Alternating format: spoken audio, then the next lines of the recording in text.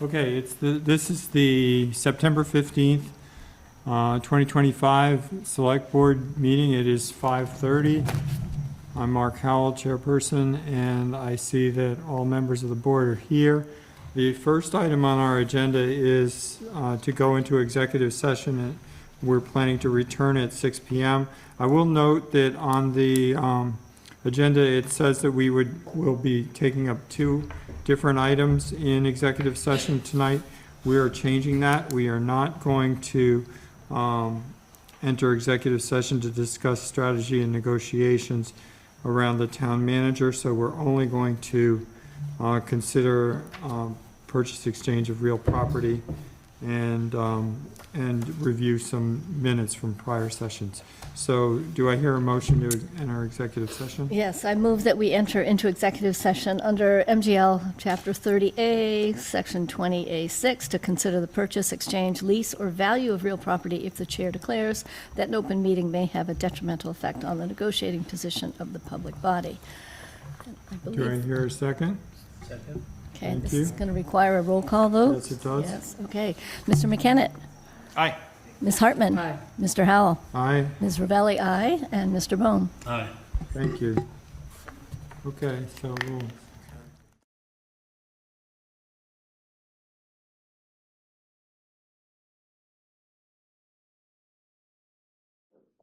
Okay, so we're ready to go. We just finished with our executive session.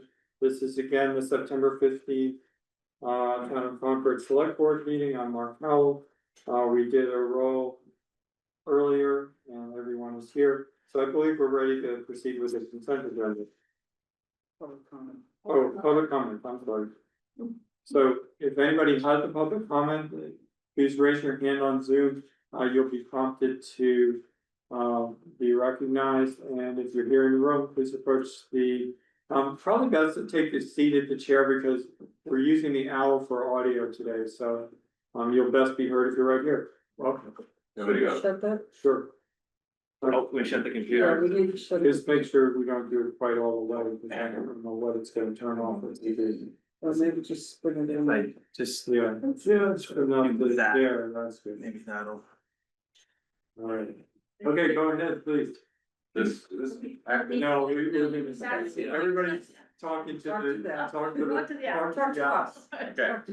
I'm used to one of those. I'm gonna read from my notes, if that's okay. Sure. Alright, John Cooley, 80 Highland Street, West Concord. I'm here to voice my support for the acquisition of Lot A1 at the 1440 Main Street development that's underway. The neighborhood's been devastated by the profound change to the wooded space that was there.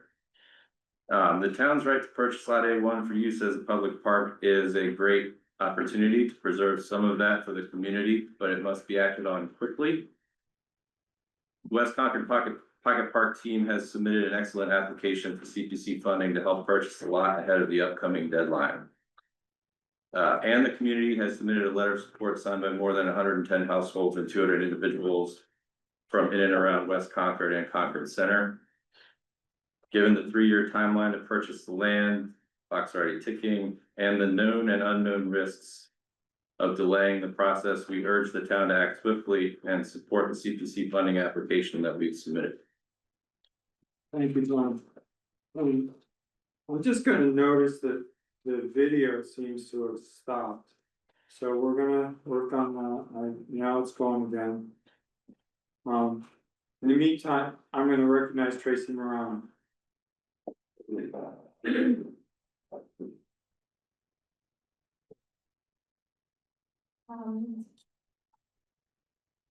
Tracy, we're gonna work to let you unmute yourself. Should be able to speak now. Okay. Hi, Tracy Morano, 39 Partridge Lane. I was just gonna let you know the video was not working when that last gentleman spoke, but now it is working. So, but we can definitely hear you. Great. Thank you. We're gonna have Nika and Engberg next, unless there's somebody else in the room. We'll go with Nika. Just so you know, if you're remote on Zoom, the audio is gonna come through the select board room persons on your, and you'll see the video on Minuteman Media, so you may wanna pin that if you really wanna see us. Okay, Nika. Hi you there. go- Yeah, can you hear me?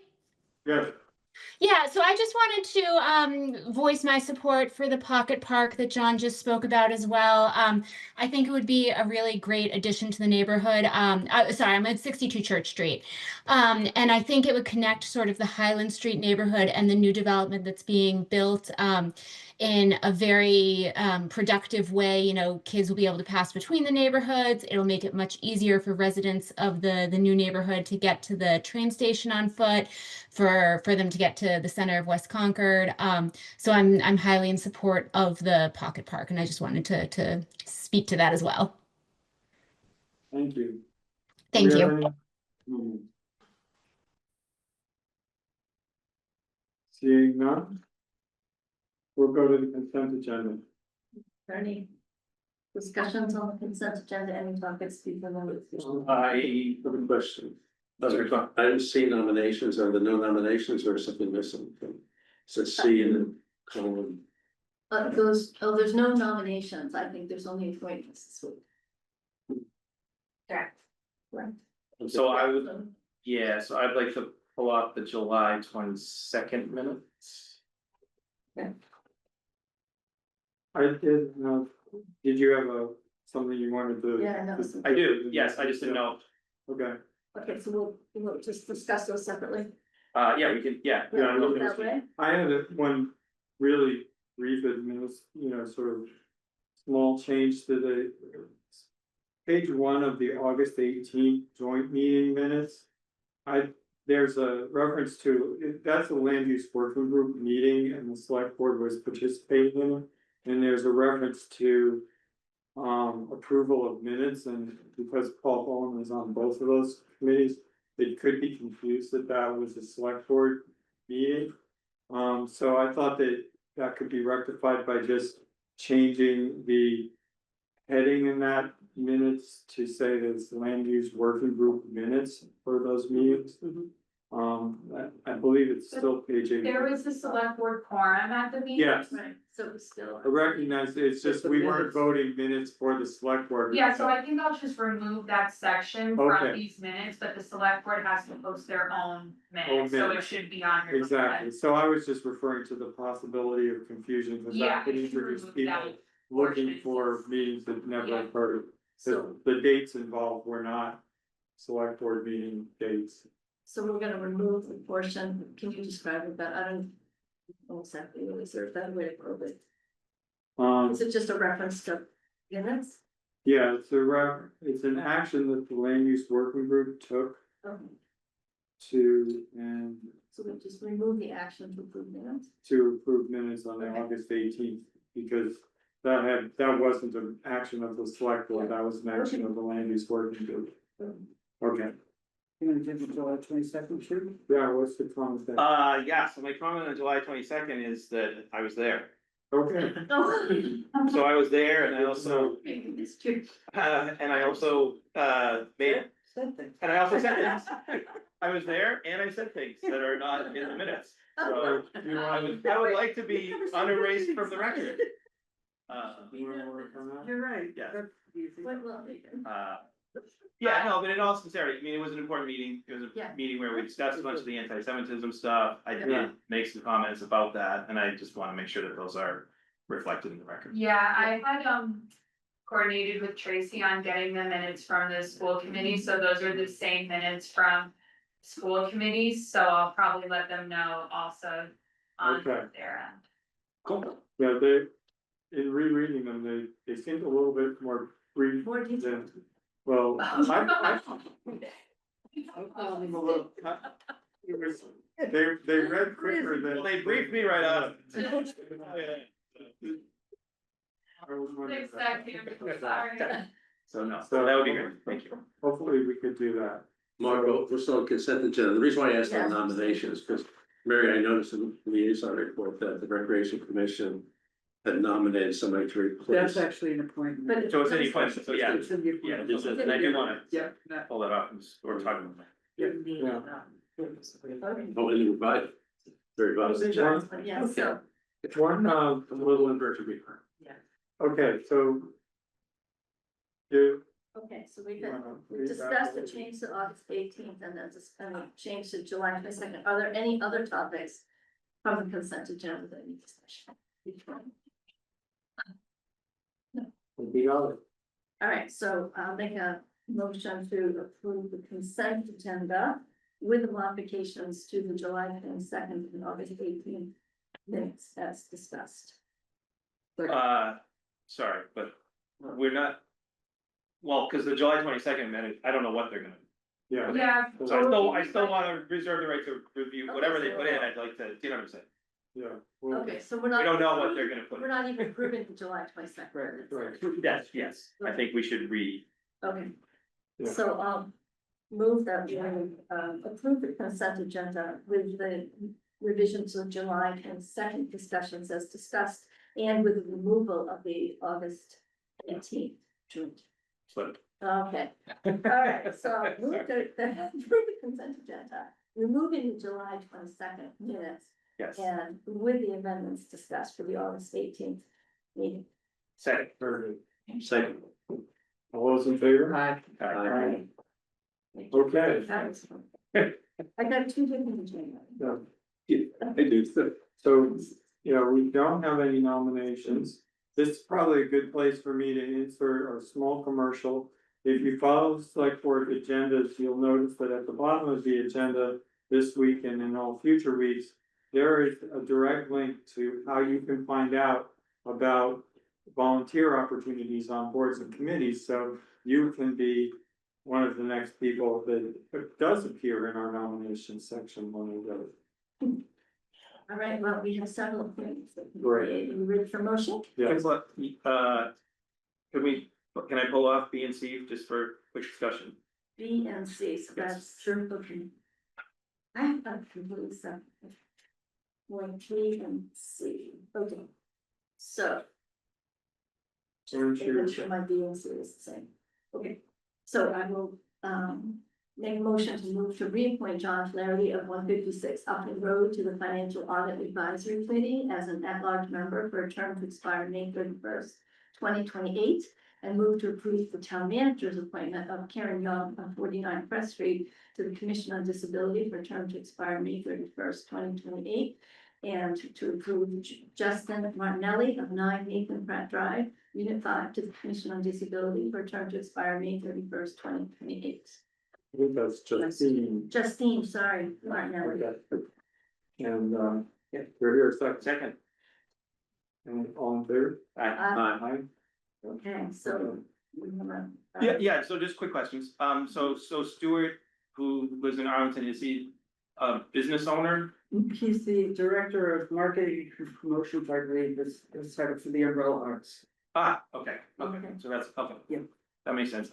And then is Matt replacing, Yes. so does somebody, Bill okay. Griffiths, yes. okay, and so Phil just, he, Bill can't do a Friday meeting. We have our.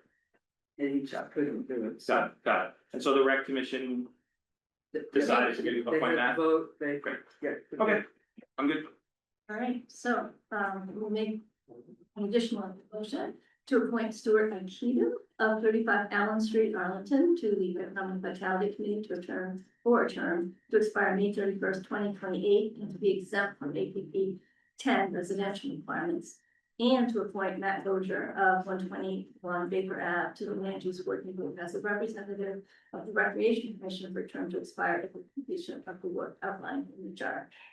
For the record, Stuart Akita is the Director of Public Relations and Strategic Partnerships. Ah, I understand his role. He's got multiple hats. He does. Okay, so- Excellent. So second, yeah. Great. Okay. Any discussion? No? All in favor? Aye. Aye. Thank you. Okay. That brings us to the chair's report.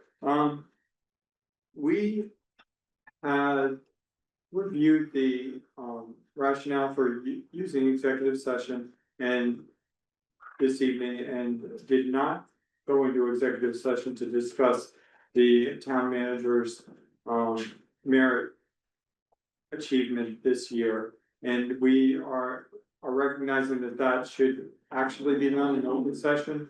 and that it was not noticed for this meeting to be done in open session. Therefore, the select board is deferring that action until our next meeting, when we will have that discussion in open session.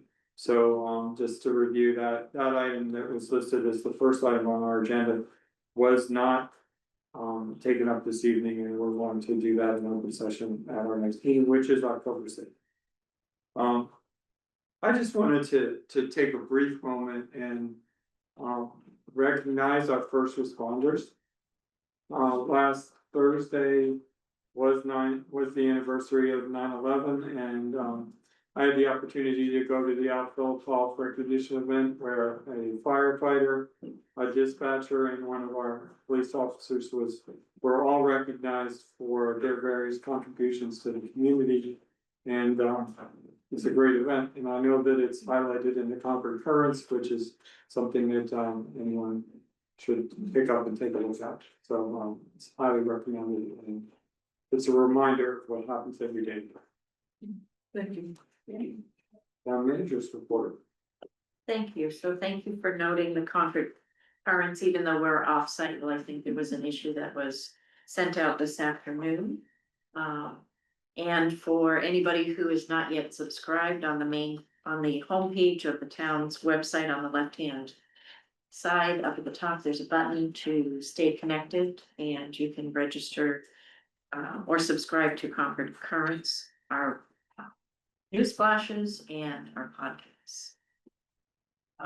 Thank you, Mr. Chair, for acknowledging the public safety officials who were recognized at last week's event, and for all of our public safety officials. It is a very nice and moving event, and it's amazing how 24 years later it still evokes the response that it did in you, and I felt the same way during it myself.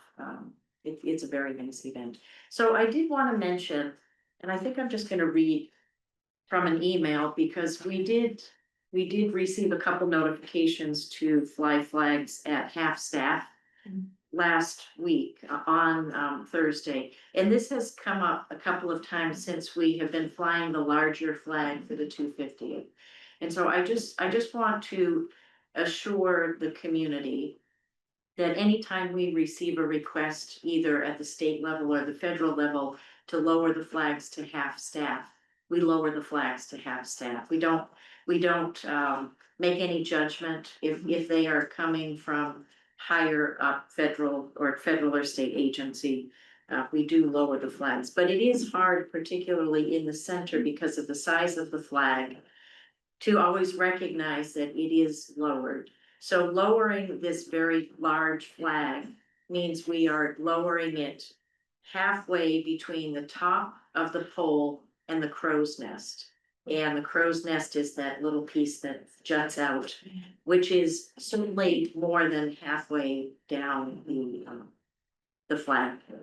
But we do, and we did, as of 8 AM on Thursday, have the flag lowered. And so I just wanted to mention that, because again, it does come up, and it is hard. It looks different than it used to, and it is hard if you're driving by to notice that particular flag at half-staff. In Public Works, I wanted to mention that the director reported today that our seasonal water demands are down, that the compost site is open on Wednesday evenings and on Saturdays, that the Silver Hill water main replacement project is kicking off this week.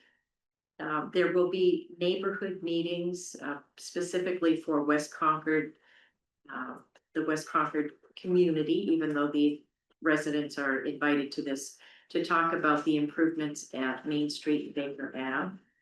I think there are meetings scheduled beginning next week. Let's see, and then on October 4th is our next drop-off swap-off event, and pre-registration is currently underway. I did mention that we have a new chief information officer that will be starting work on September 29th. I think probably next week we'll be making that announcement. I'll hold for on the light board. Cameron, I think you probably want to mention the light board activity from last week, but I will mention that we had our bid opening for the Concord Middle School solar project last week. We had 2 bids. The bids were vastly different in pricing. And based on an initial review, it appears that we can't do the full project. So the full project includes the rooftop solar canopies and battery. It looks like we probably will only be able to do the rooftop solar project. But we'll have more on that in the coming weeks. And sorry, Carrie, but does that mean there are no more bids that will come in? Or Right, so we had, only 2 in the window? yes, we advertised that bids were due on a specific day and time, and there were 2 that came in. And Carrie, just to be specific, it was just for the solar? For the solar, but it, Just for the roof? no, so it was for the roof with an add alternate for the canopies and the battery. Okay, so those are alternate, okay, I Yes. just wanted to. Yes. They were all, So we do, Yeah. we do believe we have valid bids for the project, but they were vastly different in pricing. yeah, for the- Mhm. The rec commission is having a forum on September 21st to talk about improvements at Riding Park. It's the 21st? 21st, yes, but I wrote down to see first. CPW and DPLM. September. Oh, it's September. Did I say October? No, That's a Sunday. but it's September. That's a Sunday. It was supposed to be in. Yeah. September 21st was a Sunday. So we- I don't know. You could, I don't write it. yeah, right up, I have October 21st. Okay. Yeah. Good, very good. Sorry, I wrote down September. So that was right on. Right, great. Thank you. CPW and Department of Planning and Land Management are collaborating on a grant.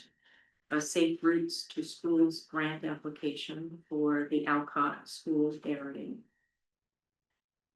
We continue to work with MassDOT on the purchase of 91B Main Street. This is a piece of property that we're looking to purchase with funding from ARPA and a contribution from the Affordable Housing Trust for the purpose of developing 4 units of workforce housing. Let's see.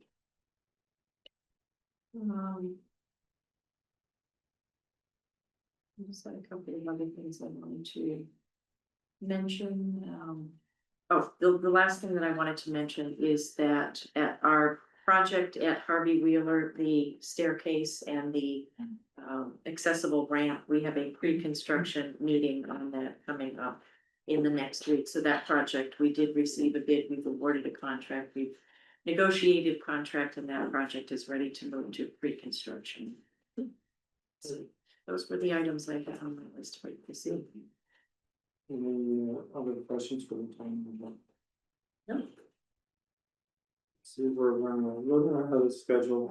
I wanted to just highlight, I was gonna do it in the liaison, but the MCI vision report is now up. The website's been updated. It's been released to the public through a press release. It was also mentioned in Currents. So for people who want to really dig in and understand the site better, that report has been released in its final form. And it's much easier to find. You just go to mci-concord.org, and it's right there on the homepage for people reaching that. Okay. So the next item on our agenda is a granted location, which is at a specific time, which is 6:55. So I think what we're going to do, if Delia is ready, I think we'll talk about discussion and vote on the donation of the peak bench. And see if that gets us to. Now, these blues brought to you. See it. We might want to get her queued up.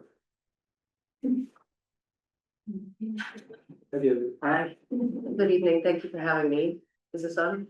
We're No, using no, the no. owl tonight, so this Okay, project- this is just for show. Okay, I can project. I'm Delia Kang, the Natural Resources Director for the town. With me is Barbara Pike, who is one of the co-founding members of the former Bruce Freeman Rail Trail Advisory Committee. And I'm here to seek select board approval to install a wooden teak bench along the Bruce Freeman Rail Trail. Barbara has been working towards this goal for a while, and this would be the first of what I think Barbara would like to see is several benches, and it is donated by the Friends of the Bruce Freeman Rail Trail and the Concord Runners Club, and it's in memory of Bob Hall. I think you have the plaque language there in front of you, and it's helpful. I can just read that out. So the plaque on the bench, which is a Kingsley Bate Dunbarton bench, would read, "In memory of Robert Bob Hall, 1929 through 2018, leader of the Concord Runners and board member of the Friends of the Bruce Freeman Rail Trail, donated by the Concord Runners and the Friends of the Bruce Freeman Rail Trail." And Barbara and her group would be working to get the plaque engraved. I believe it's a brass plaque, Barbara?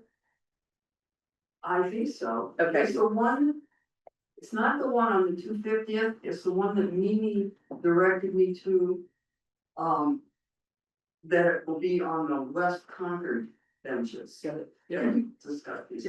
She thought that was a higher quality. Okay. And this plaque may also include the dragonfly, which is the insignia of the Bruce Freeman Rail Trail. And this is gonna, in the map that we have, this is gonna be the bench that's closest to the intersection of Williams Road and the trail, not the one that's. Correct, so it is about 500 feet south of the Williams Road intersection with the Bruce Freeman, and there is a handicap parking space there. And the school has asked that we pause on the location of that second bench, which shows on your map. They're evaluating the potential of a trail that goes from the Bruce Freeman up, and so they wanted to just hold off on that location until they've really finalized that conversation. Yeah. So this is just seeking approval for that first bench. Yes. This is a pleasant surprise to me. I wasn't aware of this work. I think it's a great idea. We live near there and my husband has mobility issues, so this makes all the difference to us as far as being able to use that trail. So thank you.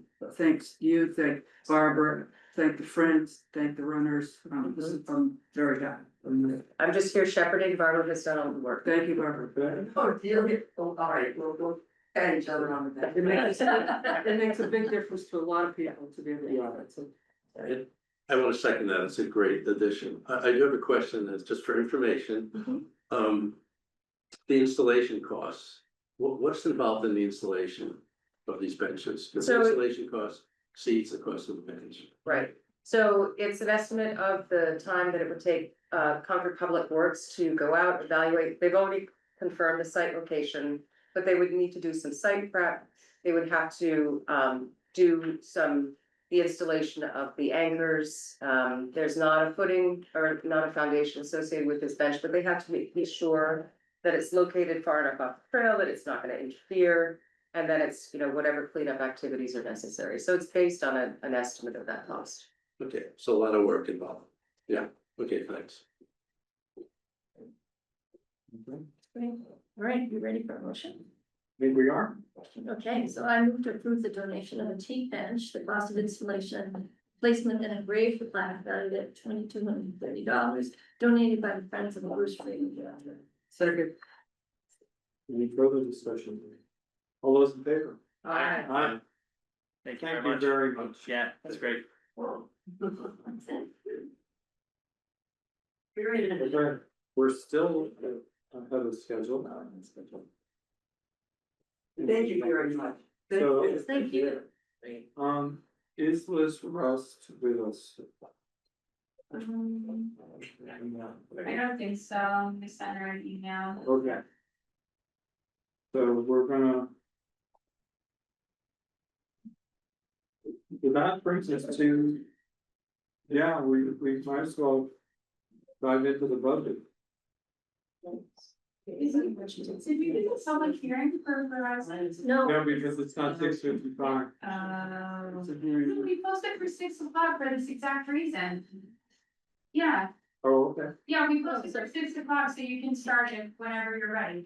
all right. Great, well, if we're, and I see that. I'm assuming that that might be why. Jeff is here. So he's sitting there right under the wire.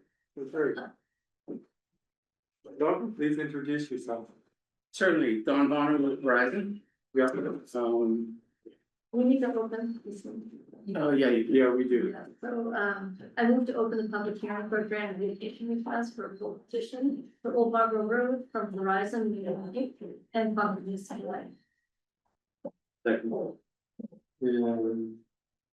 Any discussion? Yeah, great. All those in favor? Aye.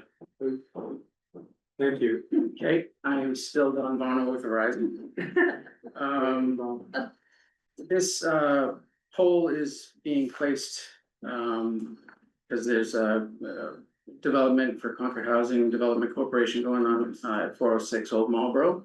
And they need to move the pole 27 feet southwest. I did get a call from the abutter at 416. He just had a couple of questions. We talked on the phone. I asked him to just go out and see where the stake was, and he said there was no stake in place. So I said, okay. So I called Jeff and he went out and staked it. So I went out to the site today. I took measurements. Do you folks have? Yes, we do. The measurements are fairly close. They're a little off, but nothing earth shattering. The stake is in place. It did get run over, Jeff, I'm sorry. Somebody ran it over already. But at least the abutter knows where it's going, and it's spray painted as well, so. That is the purpose, and that's what's going on. I think it's page 38. Yeah. So it's moving to 27 feet south, but not a different distance from the road or anything. I mean, No, it's sort of, It's staying in line. yeah, with the it's not, existing yeah, it's not like running into something. Is this in the middle of the road going into that new affordable housing development? Right now, the pole is in the way of the driveway, or it's sort of in the way, Okay, and they're just moving into the property line. Okay. how soon will it be done? If we, Assuming approval, I'll go home tonight, I'll let the Verizon right away manager know, and he'll get it right in the queue. Hopefully before the fall, I mean, in the fall. Generally speaking, it takes a half a day to get this done. So pole 37, as it's shown there at the bottom of the screen, is not moving, it's just pole 36 is sliding. That's all right. Pretty straightforward. It does.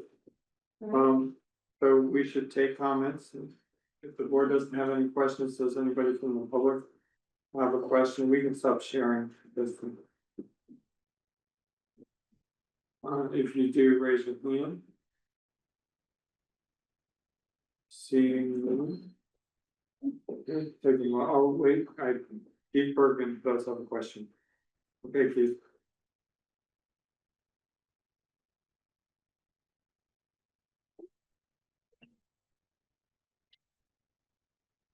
You should be able to unmute yourself, Keith. Great. Thanks very much. Now I can. It's a public hearing, so just want to introduce myself, Keith Bergman, 56 White Ave, Chair of the Concord Municipal Affordable Housing Trust. Since it is a public hearing, I just want to go on record as being in favor of this pole relocation, which is critical to developing the 5 affordable units at Assabet River Homes. And since the trust, with money the town has provided, has put up $1.6 million towards the $2.5 million project, we're most interested and excited to have this project proceed. So thanks very much to the select board for your support, and thanks all. Thank you, Keith. Any other comments?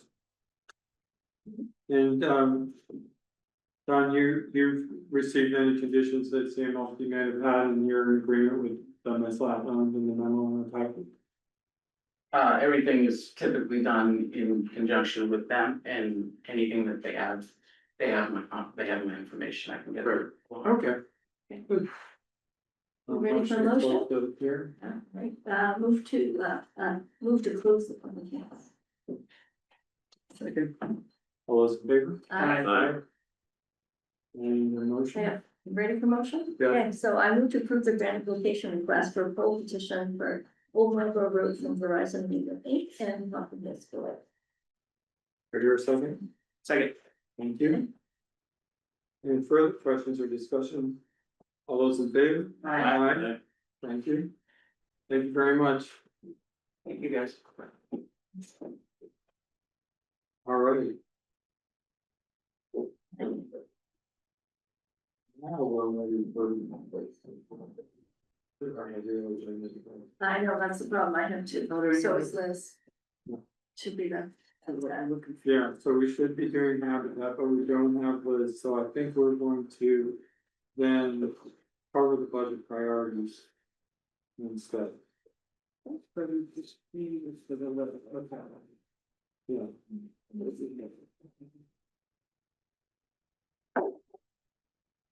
Kristen, are you able to? You'll, yeah. And so, I wanted to introduce Ryan Farrar. Ryan is our interim CFO. I think most of you have met him, but maybe not everybody has met him. So Ryan and I will be talking to you about what we have so far in the budget. So we were not able to give you anything much in advance. I just want to note that even in the pre-250th pre-COVID days, this is still a month earlier than we ever have talked about budget. So there are some handouts, there's some narrative handouts and a copy of the presentation. I just want to first note what you have before we start talking about it. So in the packet that you received in hard copy for this presentation, the first item is the guidelines information request letter that we received from the finance committee. So each year, sometime in the summer, the finance committee will send out a letter to each of the cost centers asking for some information. And it's pretty standard year to year what they're looking for. And they want this information in advance as they are considering and having discussions about the issuance of their preliminary guide. We are scheduled to talk to the finance committee about our response on Thursday, September 25th. They have asked that we provide them a response by this Thursday, the 18th. And we will be prepared to provide a draft response, but it might not be the final response. I think this is probably the first time this early in the process that we've come to the select board for some feedback. And I think it's a good addition to the process. And I just wanted to note that this is very similar to what they have asked for each year. So Ryan and his team are putting together most of the data. And the things that I'm focusing on are question number 2, which is spending levels, and question number 4, which are top issues or strategic issues. And so I have provided a draft response, and I still need to go through this myself. This is a working document. For question 2, spending levels, and we're looking at spending levels, projected spending levels over the 5-year forecast period. And then the top issues or the strategic issues is the second document. And I'm happy, understanding that we're trying to put a draft together for Thursday, and we'll be talking to them a week from Thursday. I'm happy to talk to members, offline, and receive any feedback, and we can incorporate that. But I did want to walk through a short presentation, and some of the things in the narrative are addressed in the presentation, but not everything, because the presentation really is focused on the current fiscal or the upcoming fiscal year, fiscal 20. So I feel like I'm really at a disadvantage with the screen. So if we could move to the next slide. I just wanted to take a moment to just give a quick recap of the current fiscal year. And so this is how our spending is allocated in fiscal 26. And this is in the presentation we have in the copy of across the three major cost centers. Or we've actually broken them out: education, other municipal services, which is the town, and then kind of the things that we identify as employee benefits or other. And the difference here is that we've pulled the debt associated with school, the debt associated with town into this breakout. What we have not yet done is break out the employee benefits costs, and that's something that was asked last year. We do this on an annual basis. We have a Schedule 19 report that we have to file with the state that identifies all of the breakout of these costs that the town incurs on behalf of the schools. And so once we have that report for fiscal 25, we will break that out and then extrapolate that going forward. So sorry, what you mean by that is the employee benefits are for both the town and the schools? For town and CPS. Yeah, Yes. so you would wanna break those out separately? Yes. So then when you go to the chart on the right, is all the benefits counted in the town? All of the benefits are in the non. Oh, the non-guidelines? Okay, alright. Got it. So probably just in I don't know what the target is for Schedule 19, but I assume maybe end of October. I think so. Yeah, so we will have that available pretty soon.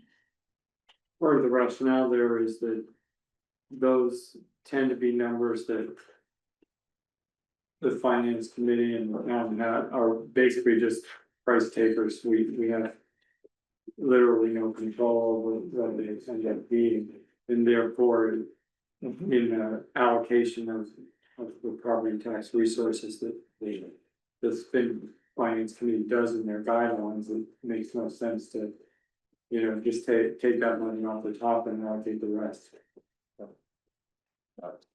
Okay. All right, so then on the next slide.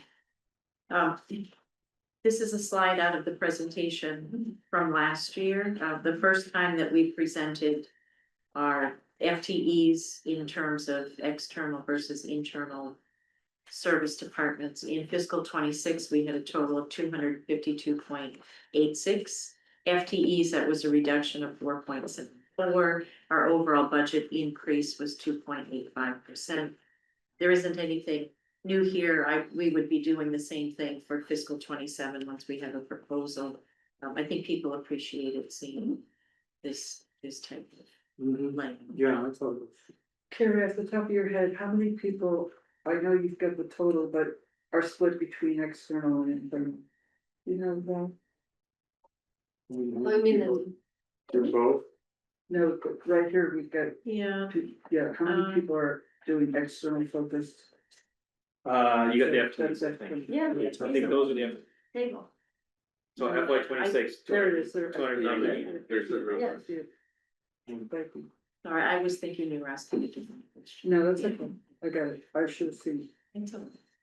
So then on the next slide, this is something that I want to talk about because there is some action I believe that we need to take at the 2026 annual town meeting to clean up some items. So as you know, we received our free cash certification as of July 1, 2024, very late in the process, really just a few weeks maybe before annual town meeting.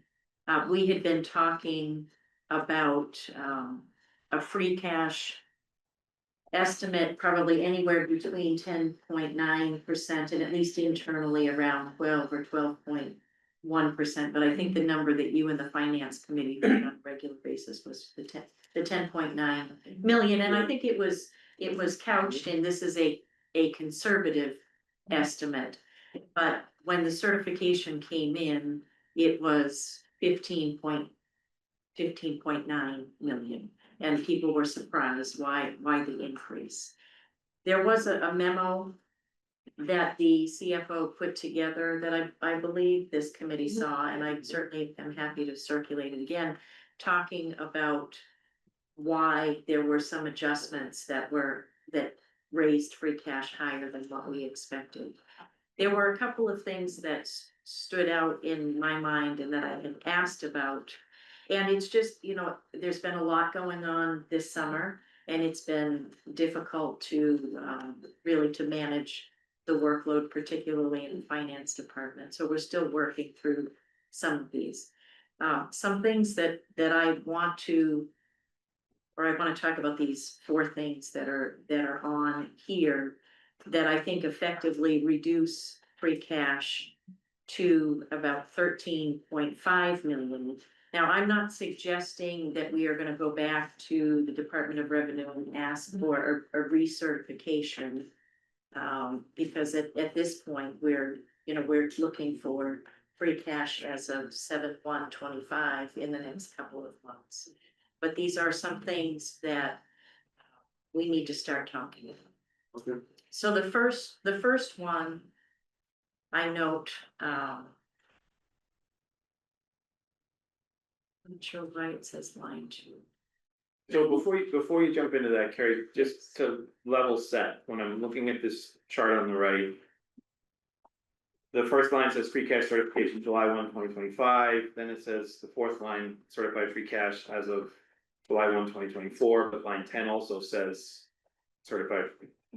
I'm Yeah. just trying to make sure I've got the walk here, Yeah. of what we're looking at. So lines 1 through 4, that is, it is the 7/1/23. Line 4 is 7/1/23, 7/1/23. So yeah, that was Yes.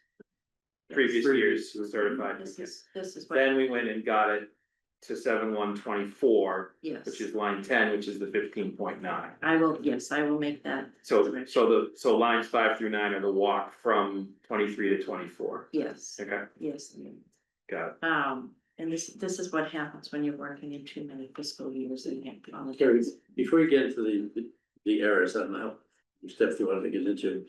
But would these errors be propagated to the next free cash estimate, say if they weren't corrected? So, yes and no. The first one, the grant deficit, we need an action, a town meeting action to cure this, if you will. The others, may happen just as we make adjustments to, the balance sheet. So some might happen passively and some might, and one needs an active action to happen. Does that make sense? So at the state level, these would be corrected before the free cash certification. The grant deficit, which will require a town meeting action, will not be corrected until that town meeting action. The other items, and there are two of the 3 we're still looking at, will happen if they need to happen, they happen locally, and then they are reviewed by the state and accepted by the state or not.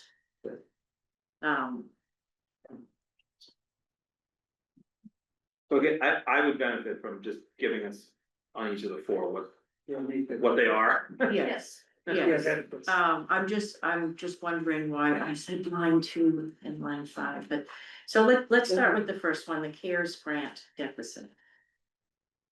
So during the pandemic, the town and school both received, CARES COVID fund grants from the federal government. We also received, money from FEMA for different activities. On the town side, most of the grant funding went towards police and fire overtime, and other expenses generally related with the Board of Health for supplies and services and that type of thing. Right.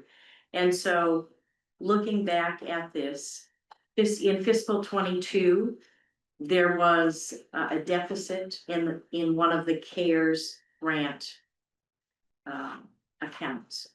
And that was $603,000. Meaning we spent more than what we were given? Meaning we had expended more than we had received in reimbursements. What I will tell you is that it is very common that we have deficits at the end of the year in grant accounts. And if there is an expectation that the funding will be received, that there is grant funding coming in, it's a timing issue, right? In We spent it particular, before we got it, we thought we were gonna yes. get it to catch up. Yes, so in this case, there would have been an expectation at the end of fiscal 22 that this money was coming in from the federal government. And typically, the following year, you receive the reimbursement, but there are occasions that sometimes it's 2 years. But once you hit the 2-year mark, the state wants you to attend to that deficit because the likelihood that that money is coming in is much less, right? So again, not uncommon, and if you look at the free cash, the most recent free cash certification, you will probably see 10 or so grant deficits because this is something that regularly happens because of timing. So I'm not sure why this would not have been picked up and addressed in fiscal 23. But with the close of fiscal 24 and the audit process that we are nearing complete, this is an item that the auditors have identified that needs to be attended to.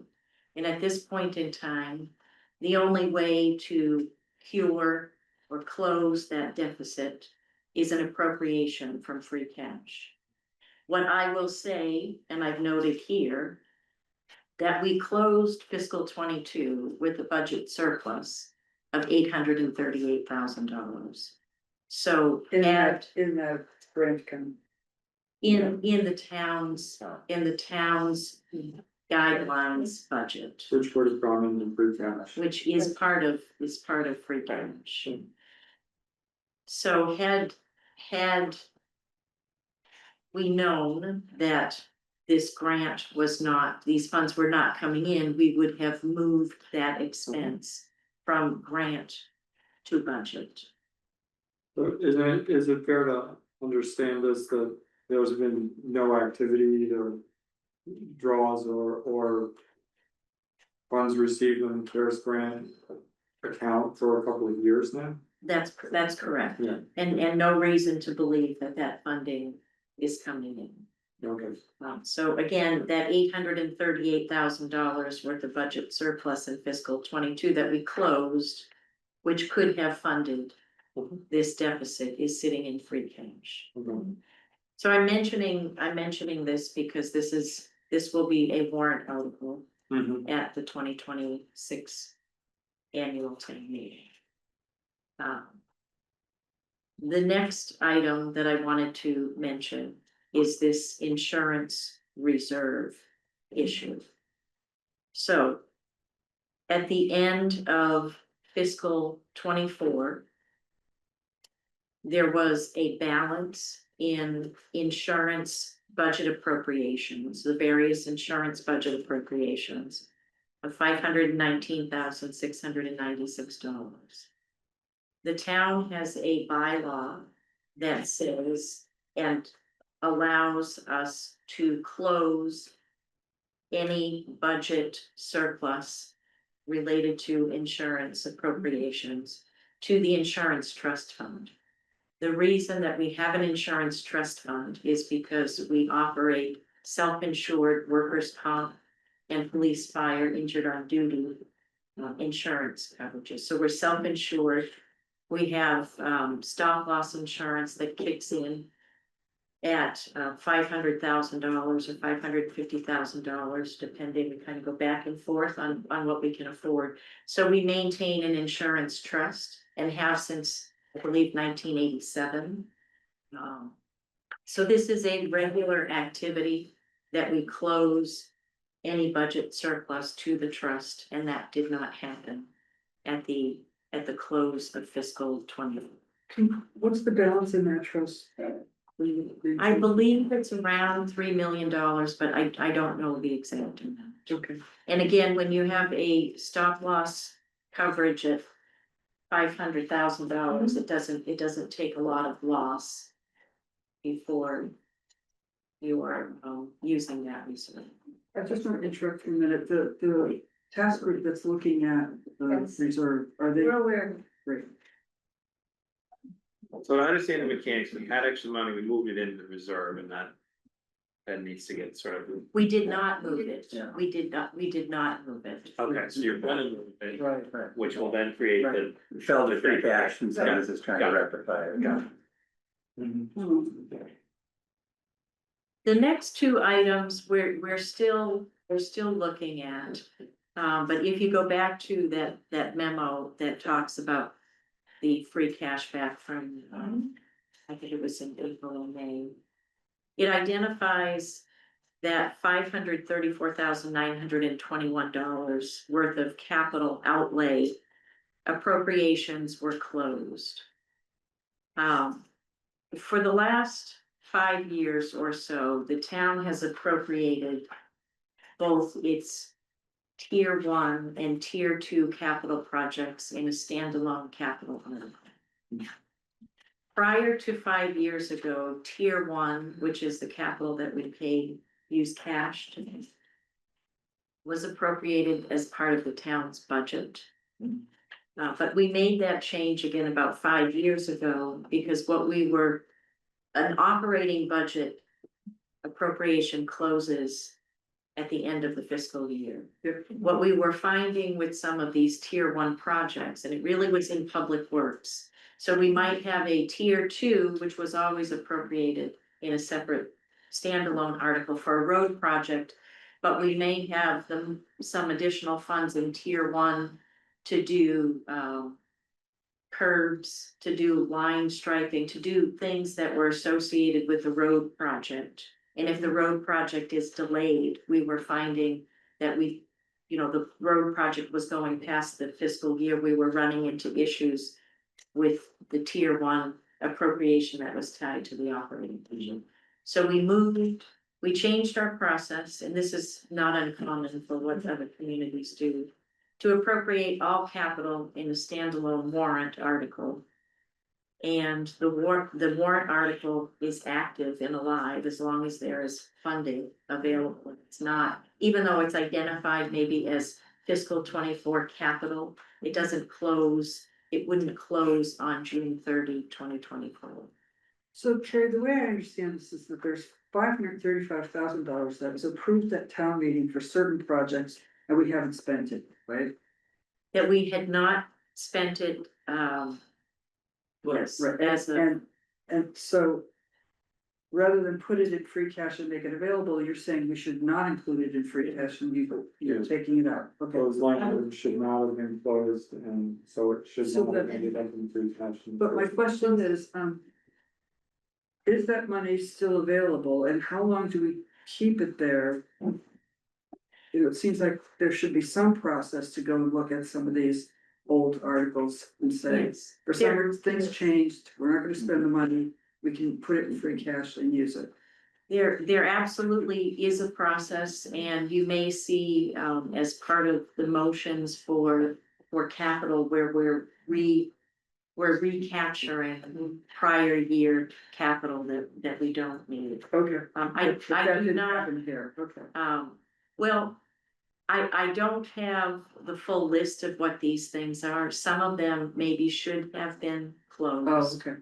But I don't, because it's not as simple as it's fiscal year 24 and it should close at the end of fiscal year 24. So this is something we're still doing some additional work on, but right now they have been closed.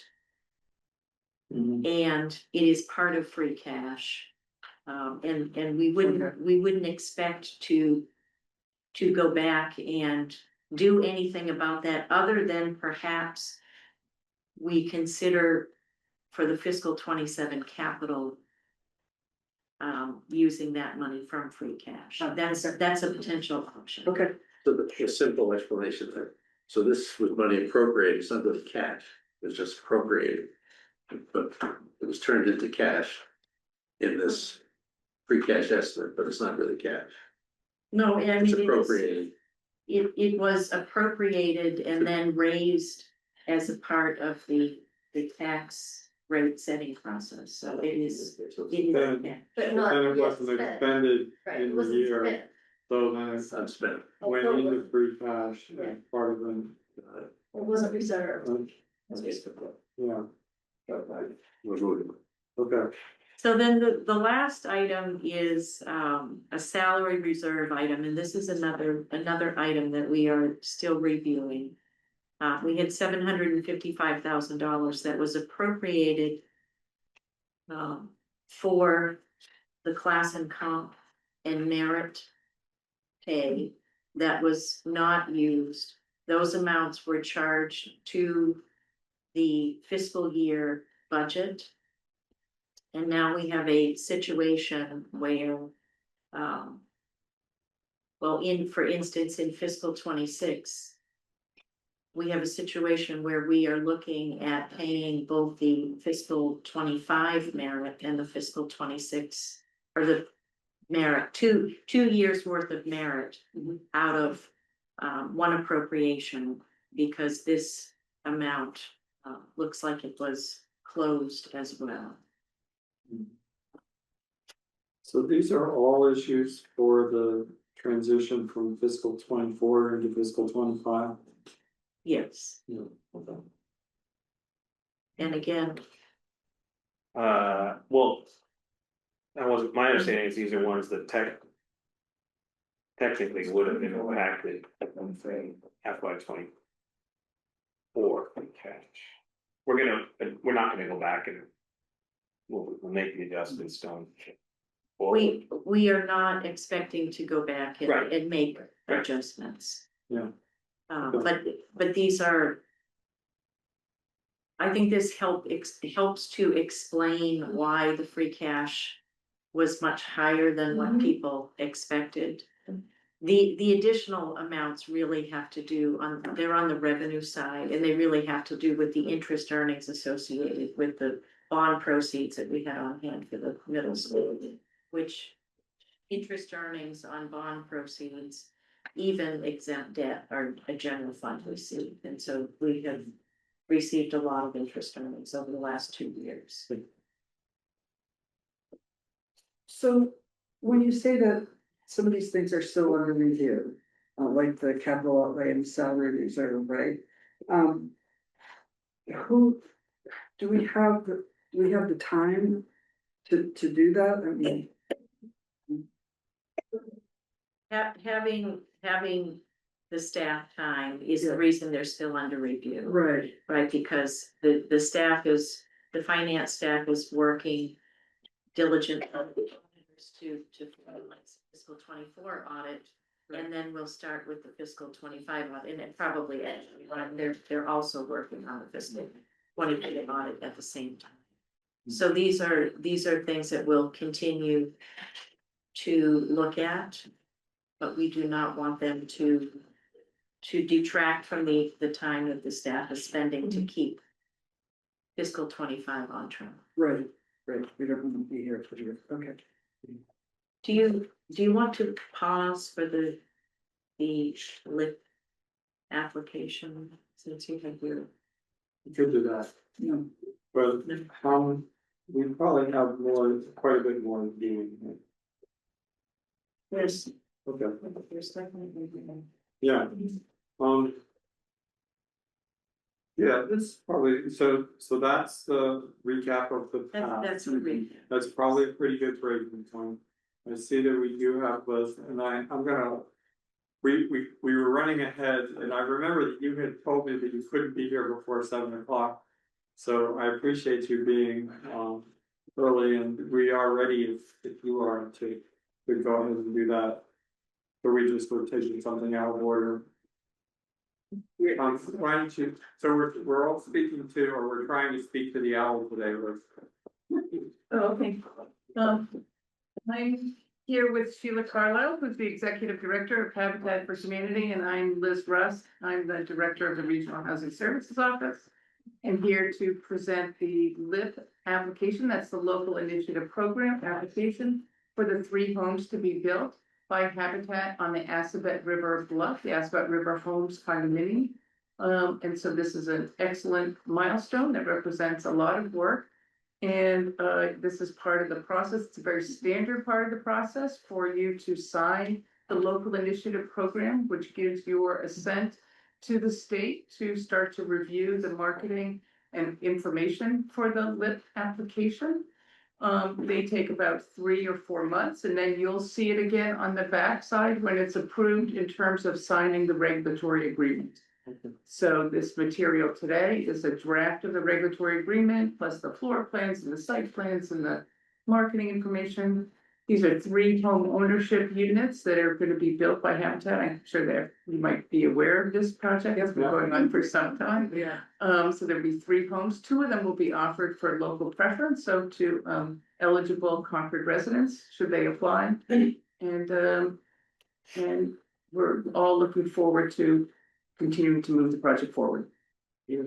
So what exactly are we approving tonight? You are approving you are authorizing Carrie to sign the local initiative program. On page 2 of the application is a place for you to sign. So if maybe Carrie doesn't sign that, maybe Mark signs that as the chair, whoever you want to have sign that. Right. But you have to actually sign it. But what does that authorize? What exactly are we approving? You are approving the LIP application, that it gets submitted to the state.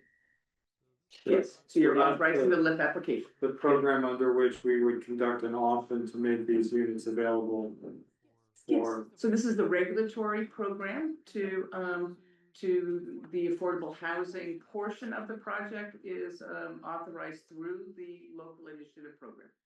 So this is the state program that regulates the units, and it's the framework that the units are built under in terms of a legal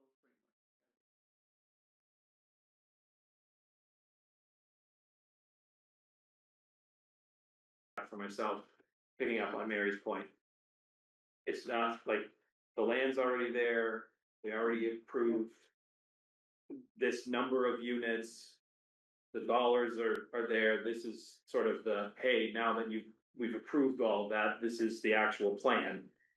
This is the marketing plan for Yeah. Habitat. Yes, Yeah. the land is there. This is not a money. This is not a real estate. This Right, is that's what I'm not an saying. investment. It's just Yes, for clarification for everyone. So this is the gateway to the affordable housing restriction. So that's really in the end, that's what you'll see coming back. And as part of that is the marketing of them so that you can see the homes and you can see what the pricing of the homes are, if you're, like whatever, that kind of detail, as well as the local preference. But it's the gateway to the restriction, which is an important part of the project. And these are 80% in so Habitat will price them at 30% of your income to a maximum of under 80% income limit of the pricing that's there. So the max. Yeah. There are 2 3-bedroom homes and 1 4-bedroom home. Yep. And they've been all permitted through the planning department, so there's no permit discussions or pieces here, and yeah. Liz, I have one question. Sure. What's called the marketing plan. Yes. In the very intro, there's a table that describes the houses, and there's something called lottery preference. Is that the same as preference? Correct. Okay, because it's blank. So when I first read this, I'm like, oh, there's no local preference. That's the problem. Yes, there's two. No, I know there is, but this table confused me because it didn't imply that they were. Mhm. And then I guess what I was going through the materials, there's an advertisement that's in the package on page 83. It also doesn't advertise local preference. Local preference is not allowed to be advertised Okay. because it's thought to discourage other applicants from applying. But the materials will have the local preference in them. Okay. Yes. I was just curious. So some of the dates are TBD and Yeah. all of that. So Yeah. as it comes through the state, and once it gets Yeah. approved through the state, when you see it again, And the dates are solidified, the information sessions are solidified, and all of those details are wrapped up. We answer the question, we can't advertise it as a record, so that's important for the community. to- Right, also right. to get And we your do word out. that, what we do is a lot of local preference outreach. Yeah, So that's how you encourage your local preference through outreach, not advertising. yeah, and I saw the plans, I mean, this is a great package that they're saying. So people buy these units. Correct. And there's a price in here, it's what the maximum sale Mhm. price is. Once they own them, Correct. can they sell them to anybody? So the restriction that will be placed on the property is a perpetual restriction that limits the resale price. And limits who can buy them in terms of being primarily, like, first preference would be an eligible purchaser, but because it's a perpetual restriction, they do allow for ineligible purchasers. But the restriction will always be on the property. So you can sell them to anyone, and they need to be sold in a fair housing, a fair, transparent process. So the monitoring agent is often the resale agent for these homes. So they would continue to be sold, if it's somebody sold, it would continue to be See, sold in to the somebody in program. an affordable Correct, program. Okay, correct. alright, and so then the town takes that into account in terms of valuing the property for like Yes, property we- taxes and all We that? provide the assessment value to the Yes. assessors, and we value considering the deed restrictions in place. So, Liz, we approved a letter last week to the Joint Revenue Committee for the local real estate transfer tax. Oh, yeah. And I also read the letter from Lexington's Affordable Housing Trust, Mhm. and they focused on the demand and the backlog and the waiting list that they have for these units. Do you have a feel for what our backlog is or what the demand is for these units and any other units that we? So, demand varies by whether it's rental or ownership or what kind of AMI. Right now, we're marketing a 4-bedroom affordable home in Lexington. Yeah. And we have 58 applications for one home. So larger homes, and these are larger family Right. homes, are very much in demand for ownership. We're also marketing a 2-bedroom garden style condominium in Bedford and have gotten about 2 phone calls. So it's very different, so that the different styles are different in terms of what people, it's very much from a home ownership perspective, it's very much a buyer's market. Because all the homes are really priced based on the number of bedrooms. So a 2-bedroom in Bedford is gonna be the same price as essentially a 2-bedroom in Revere or wherever, so. So in ready buyers, you have to have the good credit, and you need the mortgage pre-approval, and you have to have, your savings and all of that. So it's a very different market than an 80% rental. And so in terms of need, it's gonna be very different. Got it.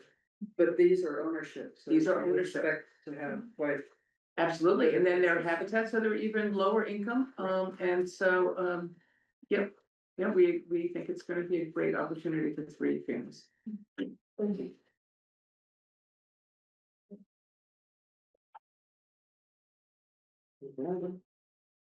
So is that everything we need to know about this?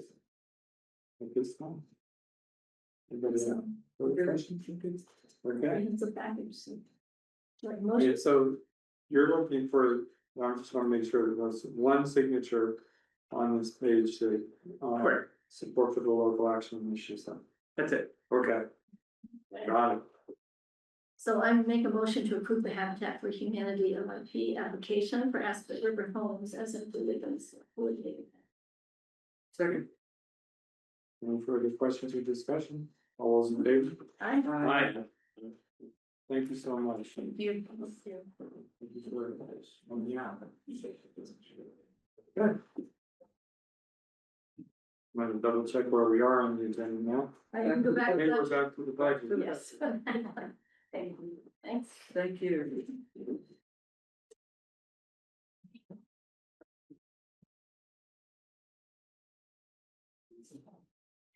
So are we good to start then with fiscal 27?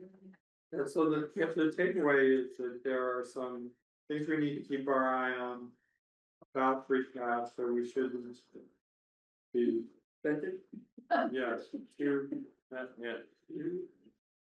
there's gonna need to be some adjustments. All right, so the first. The first slide for 27 is the budget calendar. So we are at September 15th. What we've done to date is Ryan and his team has opened up the capital request process. So we're receiving capital requests for the 10-year period fiscal 27 to 36. That was opened on August 1st, and today, or the end of the week, is the closing date for that. We have already also opened the operating budget request portal. That was open on September 1st and it will close on September 30th. So between now and the end of the month, Ryan and I will be meeting to start going through and reviewing the capital requests and validating the dollars and the projects.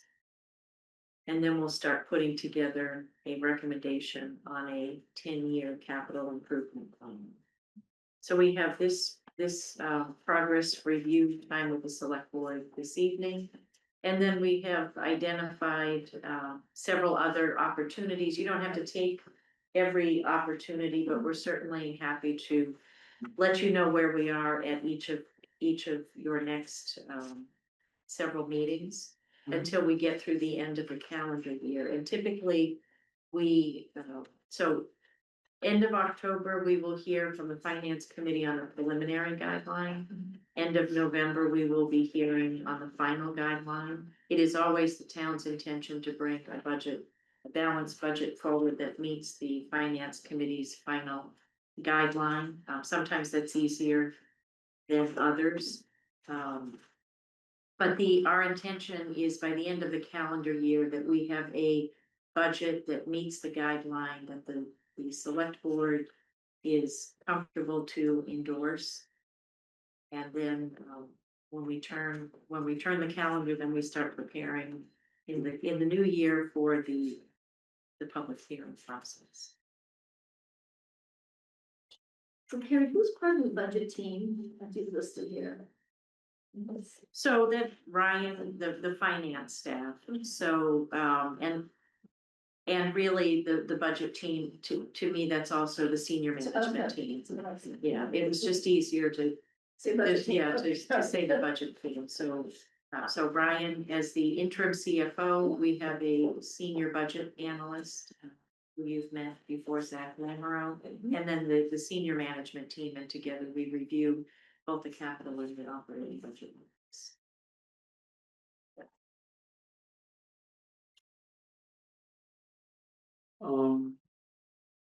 Just another thing that I believe that we had decided that our December meetings were gonna be December 8th and 27th. Okay. I was just looking at the timing with the finance committee's guideline coming out on the 20th.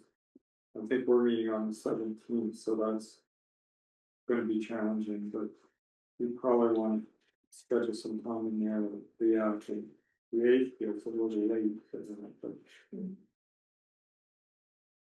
okay. We'll look at that. So then, we've talked before about the goal setting process and how the goal setting process can pose some difficulties when we're putting the budget together. So just a few months ago, you set goals for the fiscal 26 year. But the fiscal 26 budget really was set in December of last year. So to the extent that you have goals that require additional outlay that wasn't contemplated in the budget, it makes it difficult to make those things happen. And so there definitely is a lot of overlap between the goal categories year to year, particularly in the last few years. So I think to the extent that we can identify what the categories are, that certainly makes it easier. But somehow we need to be hearing from the board about fiscal 27 priorities as we're working in the 27 budget.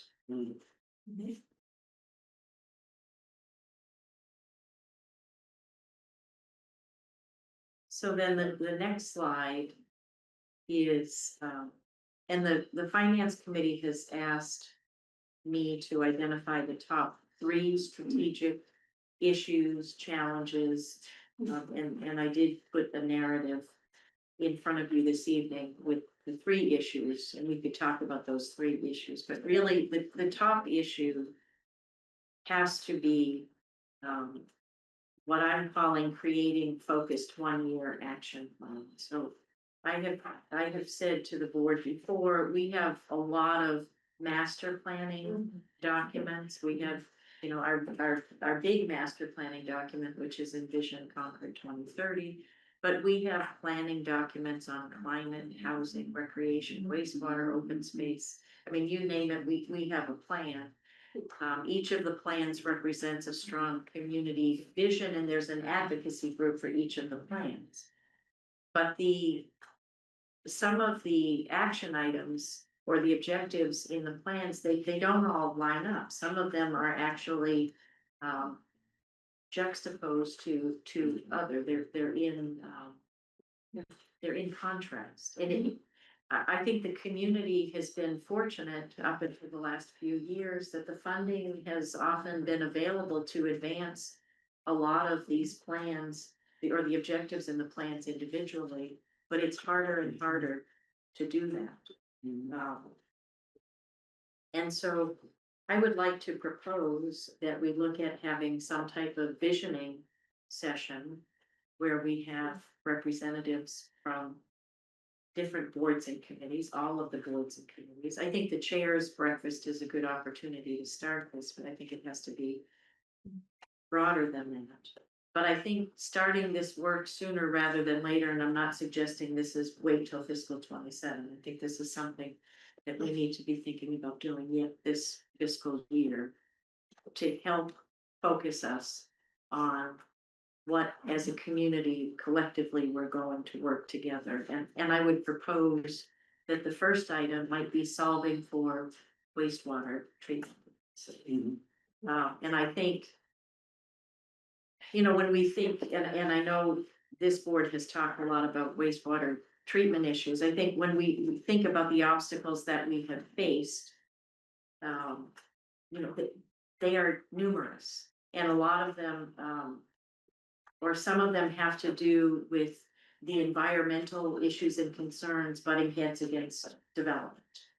Right, and perhaps we could think about charging some of the board could think about charging some of the boards and committees that deal with those environmental issues on a regular basis, maybe to enlist them to help us find a way to overcome those obstacles and challenges so we can move forward on additional wastewater treatment. Like that, telling me that, oh, sorry. I think that this is probably the important issue, the strategic plan. But that's sort of the umbrella. Wastewater is a piece of that, and there are other pieces of it. Land use is a piece of that. Land use feeds into wastewater. So I think you're suggesting, directly or indirectly, you said we need a strategic planning process. But it seems to me that's more than visioning. I'm not the solution here, but if we had a strategic planning leader or a department, I'm not advocating for either of them. Yeah, they would come together, but short of that, we have to figure out where and how it comes together. Because we could have lots of visioning sessions, but it really has to come together. And then wastewater falls out of that. A lot falls out of that. I don't disagree that wastewater is a top priority, but that's because indirectly we've gone through mentally the strategic planning process. We want to grow housing, we want to grow commercial, we want to make use of this land, and therefore we need wastewater expansion. I guess I'm saying it's correct, but I think we need to think about how we're going to do the strategic plan. Yeah, and if we're talking about a 1-year plan, which I think is something that we should think about seriously. And as you said, Carrie, we already have a lot of strategic plans. And so I guess my gut reaction to make it broad and get a lot of input. I think we already have the input, I think we have the strategic plans. And how to prioritize them into a shorter term action plan. I think that's our job. I think there's an intermediate step, and if I may, the strategic plans lead you to a lot of horizon goals about things that you want to accomplish over time. But getting to those goals, like for example, we have this horizon goal that we want a better transportation network, we want a better road network.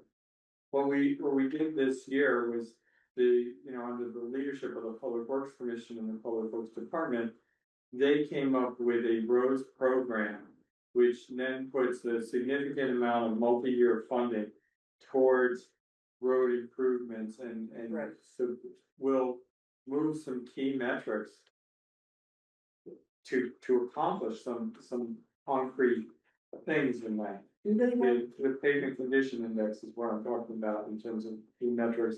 And there's some other metrics like how many road miles have been refurbished and what the treatments are that will fall out of a program like that.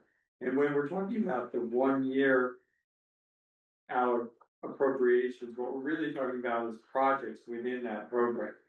So some intersection is going to be rebuilt, or some section of road is going to be redone. And that's going to lead to an RFP and a contract and an appropriation for a specific fiscal year.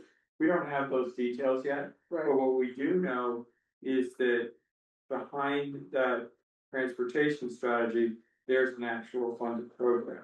The question that we would then start to ask, I think in what Carrie's proposing, is what other programs do we have going on? So if there's a program, for example, coming out of the land use working group, it's a municipal facilities optimization program, then we would try to identify what the goals of that program were, what those outcomes are going to be, and let that run for multiple years. That allows you then to understand the projects are funded within that. I think that these strategies that we have, they're all well and good, but until they're funded in the context of a program that actually has the dollars behind it, they remain goals which are aspirational and so to some extent are outside of the budget process until they become a program. Is I think that? you have through some of those plans Yeah. though too. Yeah.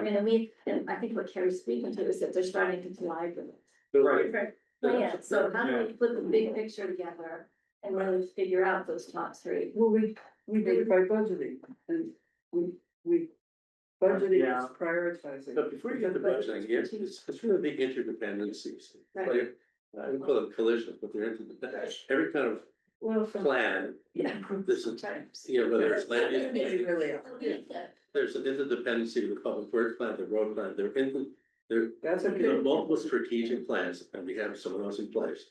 We have to really identify the interdependencies of those, and that's where you knit those together. I don't think we're not gonna start from scratch, the strategic plan, we have enough thinking along. Yeah. At least departmental lines, but stitching them together and then budgeting according and prioritizing. Yeah, it's prioritizing and budgeting and doing it within a short enough time frame so that we actually start doing. Taking action, but I think that's what we're trying to accomplish here, and. So my gut again was to broaden it and to get a lot of other committees. Wasn't gonna move it, that wasn't gonna coalesce around that was my only concern.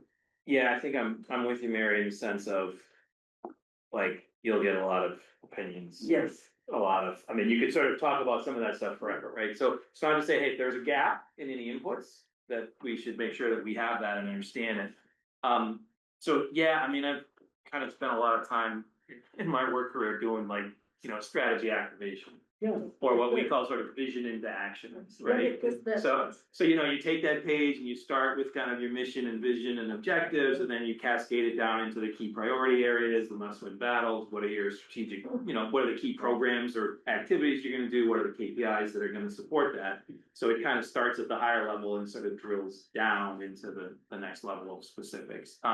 So, Carrie, I could offer, for what it's worth, some examples of stuff that, I'm actually gonna be doing a line of sight workshop, here's what we're gonna think about the objectives, what are the KPIs, those that sort of tie back to, some of the things. It helps in trying to get some of the budget priorities. There's also just some tactical aspects of like, how are you gonna manage, the budget and the people and, the costs and all that stuff. But it definitely is a useful, I think, thing that means you're taking a lot of the inputs that you already have and kind of saying, okay, is there, what do we know based on that? What do we wanna, how do we wanna prioritize?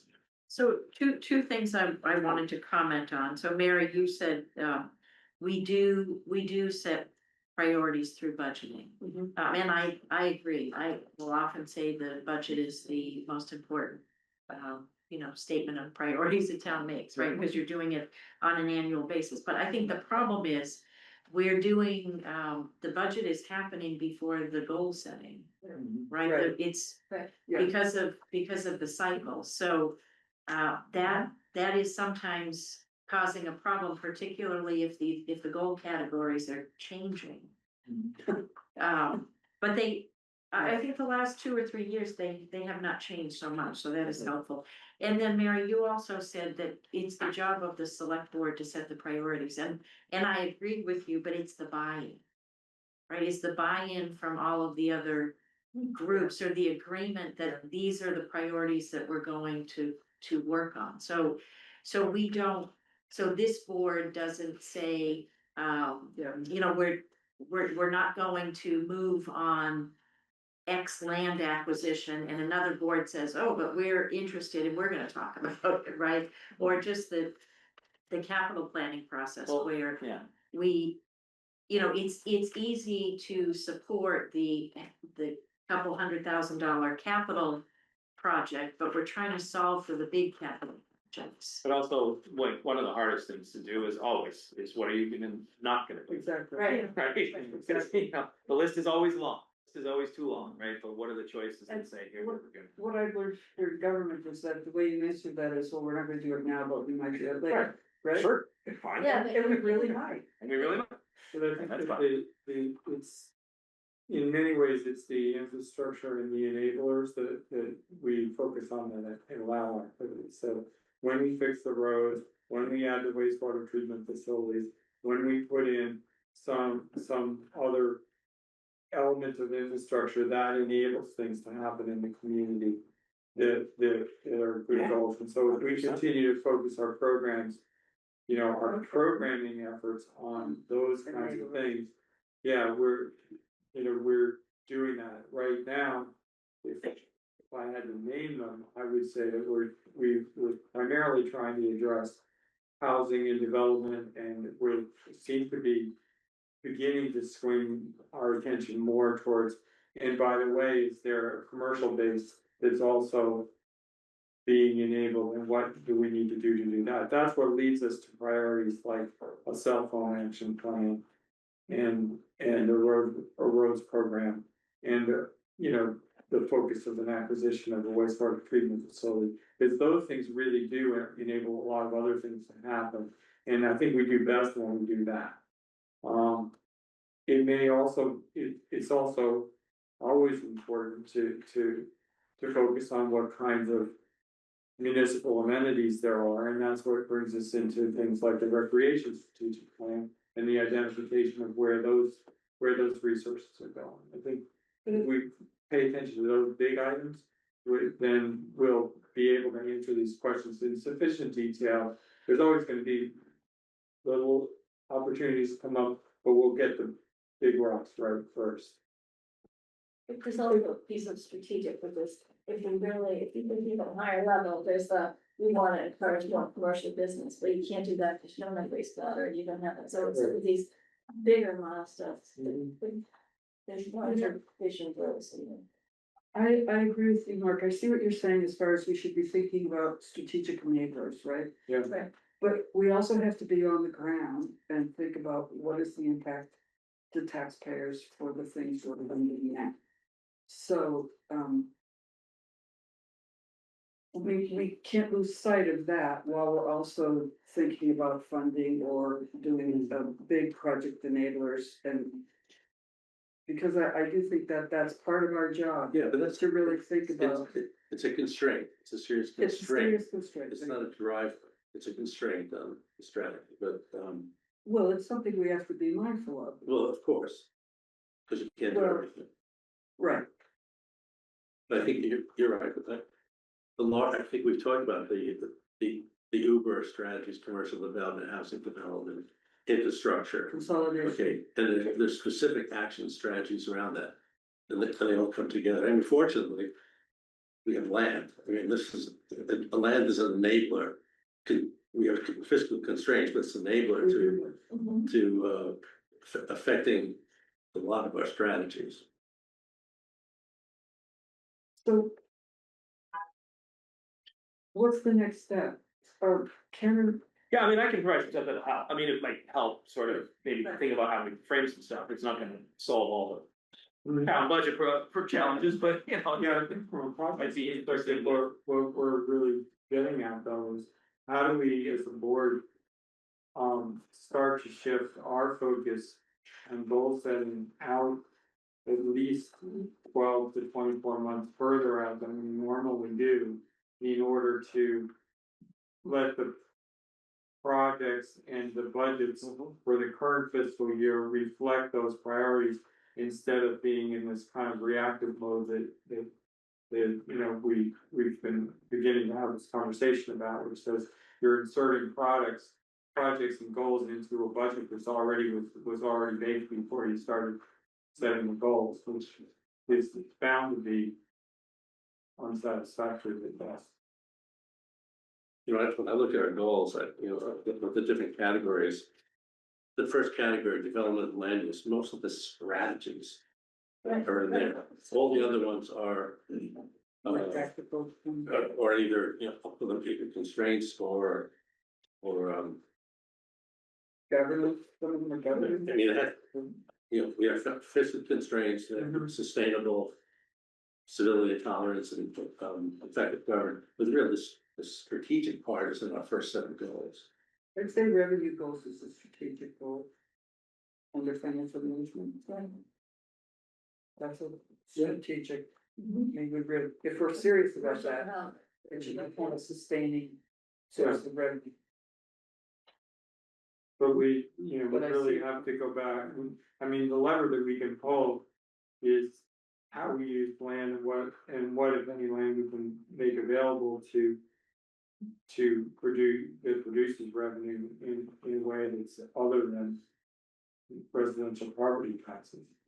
We'll remember the pilots under that. But you know, the financial management drives the priorities and limits what we can do within the strategy. You know, we could call financial management strategy, or we can call it a driver. Either one. Yeah, when I think about the sustainability and ecological goals, so I usually see two things. I see those as being long-term enablers of a more advantageous fiscal position. So when we do things like manage our grid effectively, or increase the level of solar penetration, what we do is reduce dependencies on external sources of energy and things that fluctuate. So those things are the kind of things that tend to also enable pieces of the strategy. They also obviously, and there's a lot of cost avoidance in there. If you do the right thing with respect to the ecology and the environment, you avoid very expensive things like, you know, what's going on at the Starman property today. Fortunately, we're not putting the bill for that directly, but somebody did. We funded it through our federal taxes, and that was expensive. So when we do the right thing in those places, we avoid a lot of costs and potentially set ourselves up in a way that supports the other thing. And what you're saying really is how we do things, how we. A lot of these things are already underway though, right? Some of them are. I mean, Under sustainability and ecology, Yeah. right, they're underway. Yeah, and some of them are gonna go into FY 27. Right, but Right. they've And got they're- momentum yeah. already. I guess to Carrie's point, she's trying to put the 27 plan together, right? So, So I'm happy to follow up with Cameron and see if we can start to frame out what a process might look like. Very good. Okay. All right. Thank you. Yeah. So, the next thing that I did was, identify some operational challenges for fiscal 27. And I'm not saying that each and every one of these would be put forward, but these are from an internal organization perspective, these are what I'm seeing as the highest priority. So the first I note is the police command structure. We are very lean in the police department in terms of command. And we have a very senior command structure. Could you just remind us of what that is? Yeah, so we have, on the police side, we have a chief, we have one captain, and we have 3 lieutenants with 1 vacancy in a lieutenant position. Mhm. If you look at the fire department, we have a fire chief, 2 assistant chiefs, 3 captains, and I believe 6 lieutenants. The departments are about the same size. The fire department is slightly larger than the police department. But what is happening on a day-to-day basis is, the police department, it's very difficult to, effectively, I don't wanna say, the police chief does a phenomenal job in managing the department, but he's doing it with a very lean, command structures or supervisors. Yeah. We have our patrol officers, we have a very young department. And you would expect when you have a young or newer department that the need for supervision and oversight is higher than what you might see when you have a more senior department. So this is a particular concern. It's been a concern of mine for a number of years. We've worked on sort of shoring up other departments, and I think if it's anybody's turn now, I think it's the police department's turn to get some attention. So I'm just noting that.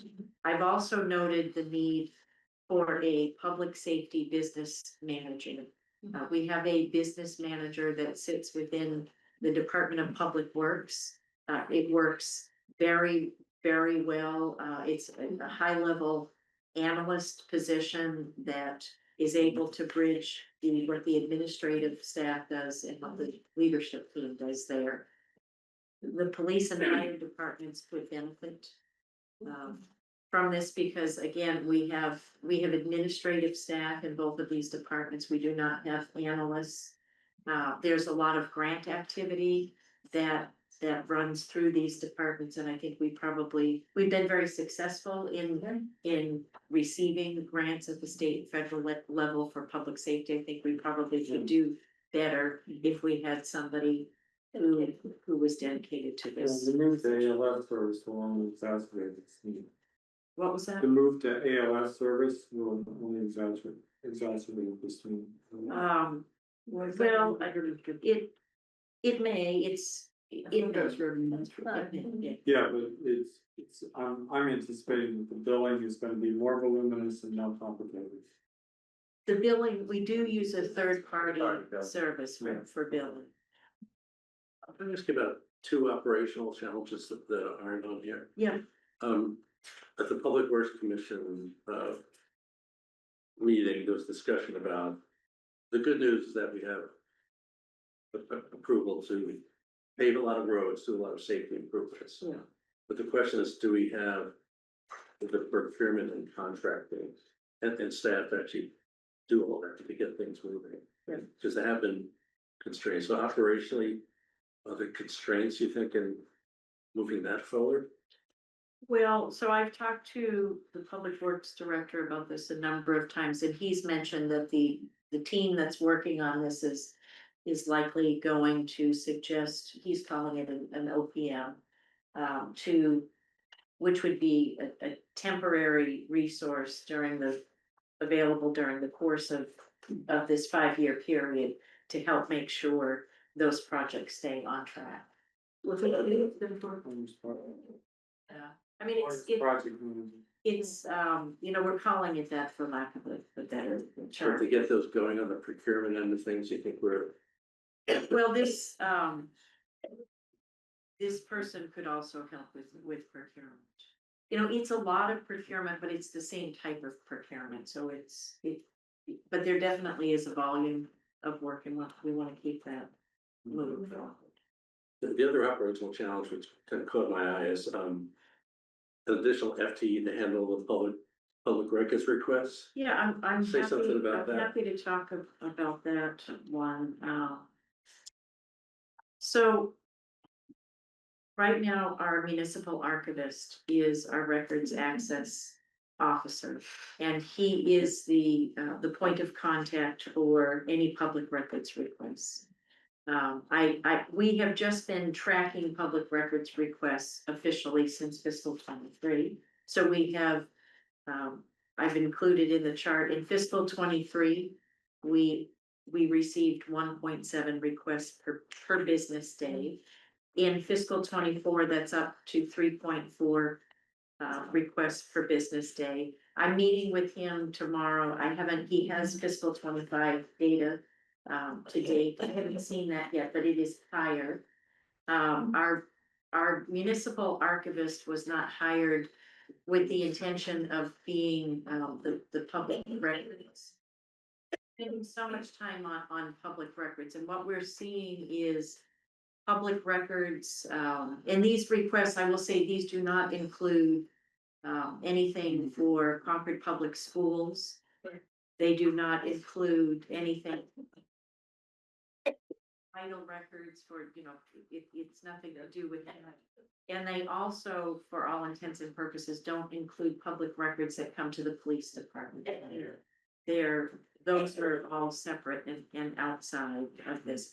But what we're seeing more and more is that we have a public records request that then is responded to, and the records generate more questions. And there is an expectation then that those questions will be answered. We are all public servants, and by nature, we want to respond. And you know, even though we are not required to respond to those questions, you want to respond, but it is a volume of work that it's significant. I know, So, I know. and so I think it's worth mentioning, and certainly, our municipal archivist was hired to do many things other than respond to public records requests. One of the things, just a comment, one of the things that we've noticed is that we've taken tours of the town offices as part of the municipal consolidation subcommittee, is the amount of paper that we have, that's taking up space, that could be digitized. And part of the reason why that isn't happening as fast as we thought is because our archivist is responding to public records requests. And once you've been on the select board for a while, you'll get a lot of those too. Yeah. So, I mean, I know we're over time. We don't have to, this is not the one and only time that you will have to go through this. And again, I'm not saying that every one of these will be brought forward in the 27 budget recommendation, but some may. Okay. So Carrie, I think it's, I'm glad we're having a conversation early. And, you know, talking about some of the strategic things as well as some of these. I would challenge you and the team, because this is a list of challenges. I'd also like to see the list of opportunities. Right, so, because this is a little bit of like, hey, here's all the reasons why the budget might go up. And I'd like to see the team pushing on where are there opportunities for efficiencies. You know, one can look at the police versus fire and say the police department's half the size it should be in terms of leadership. One could also look and say maybe the fire department's twice the size it should be. So, you know, just things to challenge and kind of look at it from those different perspectives, right? Benchmarks, right? And yes, and then if there are comparisons that we have. You know, because again, I will sort of say that data I've seen would suggest that we, you know, our expenses are high, our taxes are high. So, you know, what are other folks doing? You know, are they doing things more efficiently? Are there opportunities to consolidate things? Are there opportunities to utilize technology? Are there things they're not doing? Because some of it is activity, no doubt, right? So are there things that they're just not doing that we can make those choices on and say, look, you know what, if we're gonna want to manage, you know, budgets to a certain level, here's some things we may not be able to do and accommodate, right? Yeah. So I think just also kind of balancing the challenges with the opportunities. Yeah. I agree that, you know, it's gonna require a balancing the needs with efficiencies and as best you can, and it's not an easy job to do, but Yeah. that's the perfect solution. This is the hard part, Add yeah. where you need it and squeeze where you don't need it. Yeah. Well, It's easy for us to say that, but I think that's should be a goal, should be a principle. It's early days, and I appreciate the comments about bringing forward some opportunity. I think at the start of the process, it's always easier to identify the challenges and the opportunities, so Right. it is a process and will continue. Absolutely. I think we can fast forward and get all the staff in the same building for schools in town, we have a whopping amount of efficiency. We can't snap our fingers to do that. Sherry, are we working it out with our state legislators to look at, are there any things at the state level that can help us that we can take advantage of? I know that Governor Healy is resubmitting the Municipal Empowerment Act, which would give us the opportunity to maybe increase our meals and sales, our hotel and meals tax. Not a lot of money, but it's money. And are there any other things that you think are happening at the state level that we might be able to take advantage of? Yeah, nothing is coming to mind right now, but we do work actively with the delegation, and we do participate in those conversations to identify, you know, there seems like there's a municipal empowerment act that's floated Yeah. on a regular Yeah. basis, and we Yeah. participate in those conversations. Yeah. Because I think now's the time, right, to, Comment. because. Yeah. So I just wanted to bring that up as another opportunity. All right. Thank you very much. Thank you for doing it. A good start. We'll come back to, and we will schedule some discussion about how do we affect the planning horizon to get at some of those. Because I think the opportunities tend to come a little bit further out as we address some of those program chances. It caused me to remember that, you know, we've been fortunate in the last few weeks, we've had the opening of several new businesses here in town, with some redevelopment opportunity, and that's a good thing. But we also know that some of the commercial property in town, still, especially in the Baker Avenue area, still stands pretty underutilized. And so I think that when we start thinking about what kinds of levers can we pull, it does go back to, are there ways, is there anything we can do that affect the uses of that, especially if we look at other properties that we might bring online, what can we do that's gonna be welcome in the marketplace, welcome in the community, and add to that economic opportunity that brings up revenue. Okay. Great, thank you, Gary. Yeah, thank you. Yeah. Sherry. Good start. All right. Moving right along. What's next? Yeah, we're back to the bias fleet incident reporting work group charge, which we talked about last week, and Paul has helpfully given us a red line version that's in the packet. I read it, felt that it did reflect our discussion from last time around. Me too. Yeah, I had one comment for consideration to the team here, which is so all the changes seem fine. Responsibilities of the work group. I guess I was still maybe looking to, on that language, I would suggest the responsibility of the work group is, and I would try to describe it as, number one, evaluate existing bias and hate incident reporting systems. Number two, assess the possibility of implementing an incremental town-based reporting system. And number three, then to make recommendations on the best path forward. I think it's in there, it's just an ordering of, I was just trying to clarify, sort of looking at all the sort of existing avenues and then assessing, potential new avenue. yeah, Cameron, the reason I say, I think the first thing is we need to say, what's the need and purpose and what's going into that system? And then of course, the next step is what's out there. Analyzing Yeah. this information. I think we have to, we know what that list of other existing systems are from the state, from other towns, from our own town. I mean, if you're not happy with the wording, we could. Well, I mean, what do other people think? I mean, if other people. I, again, was just trying to clarify sort of the. Some of this there, you're sort of getting to a point of reusing an existing system or modifying an existing system. Is that really what you're trying to? Well, no, what I'm saying is there's about 5 different systems that Yeah. exist today. And so the Yeah. question is, what do they cover?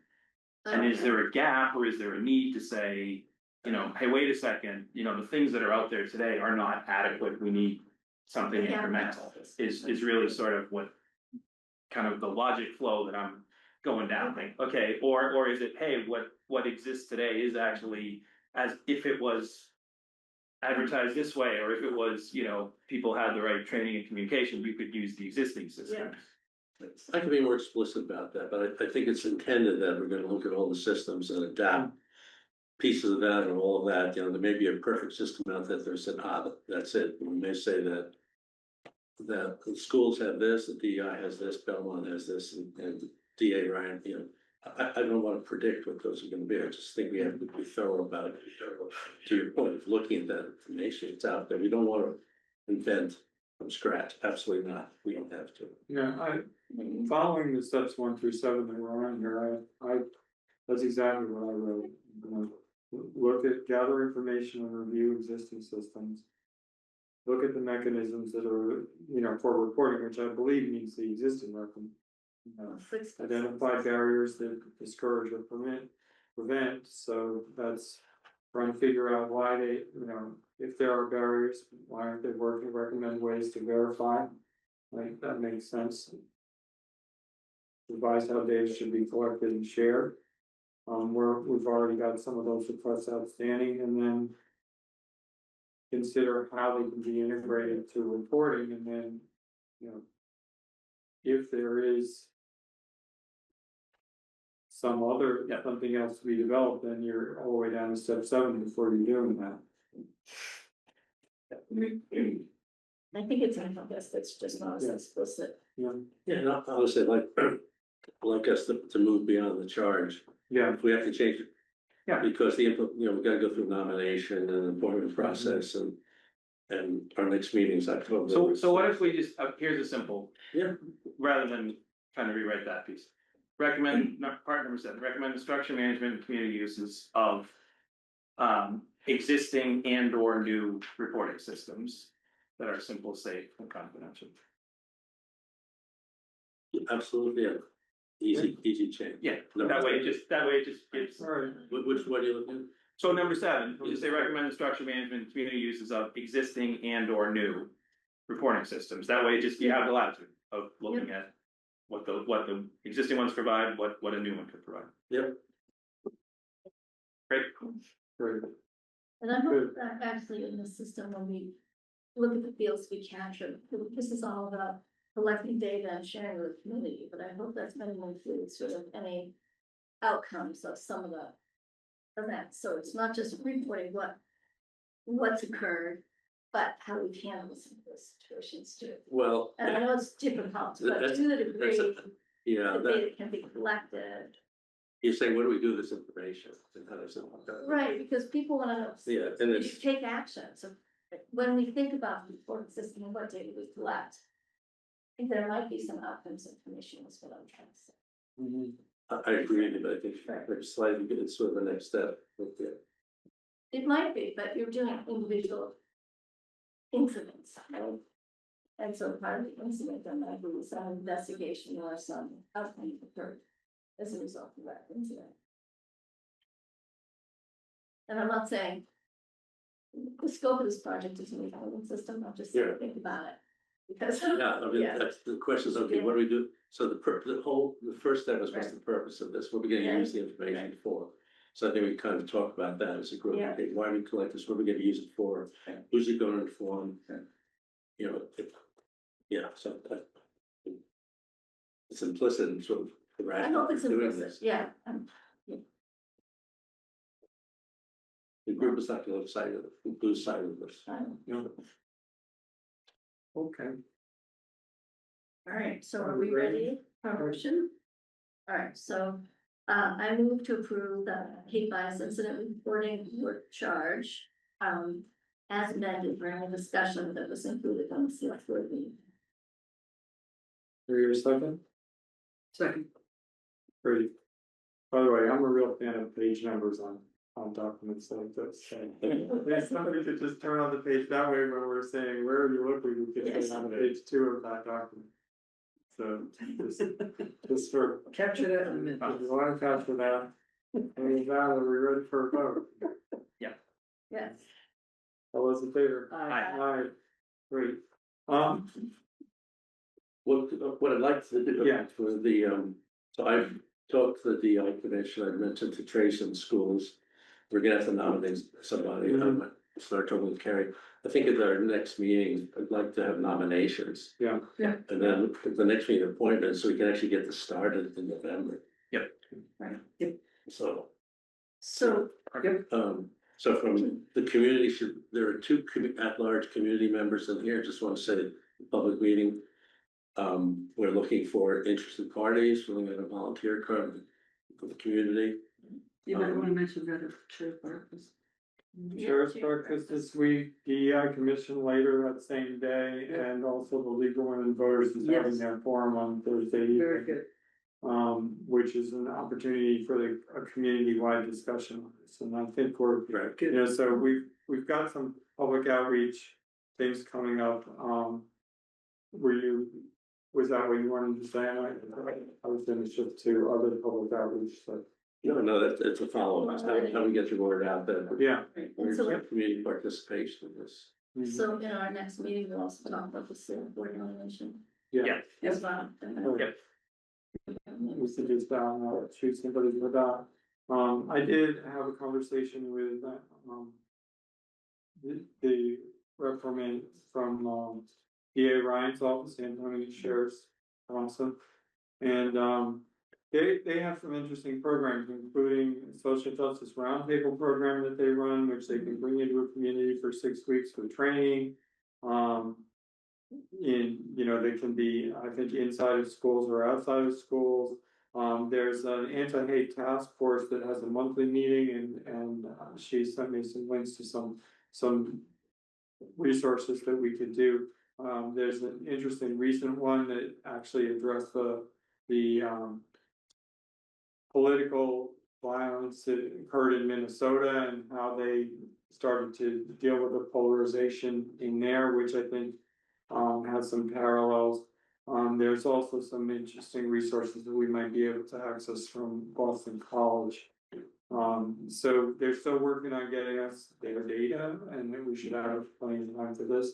But I think that's definitely a path that we can go down to create some sponsorship for additional outreach programs, even as some of these things that we just talked about. Were you gonna mention the League of Women Voters? Yeah. Yep, he did. That's this Thursday. Yep.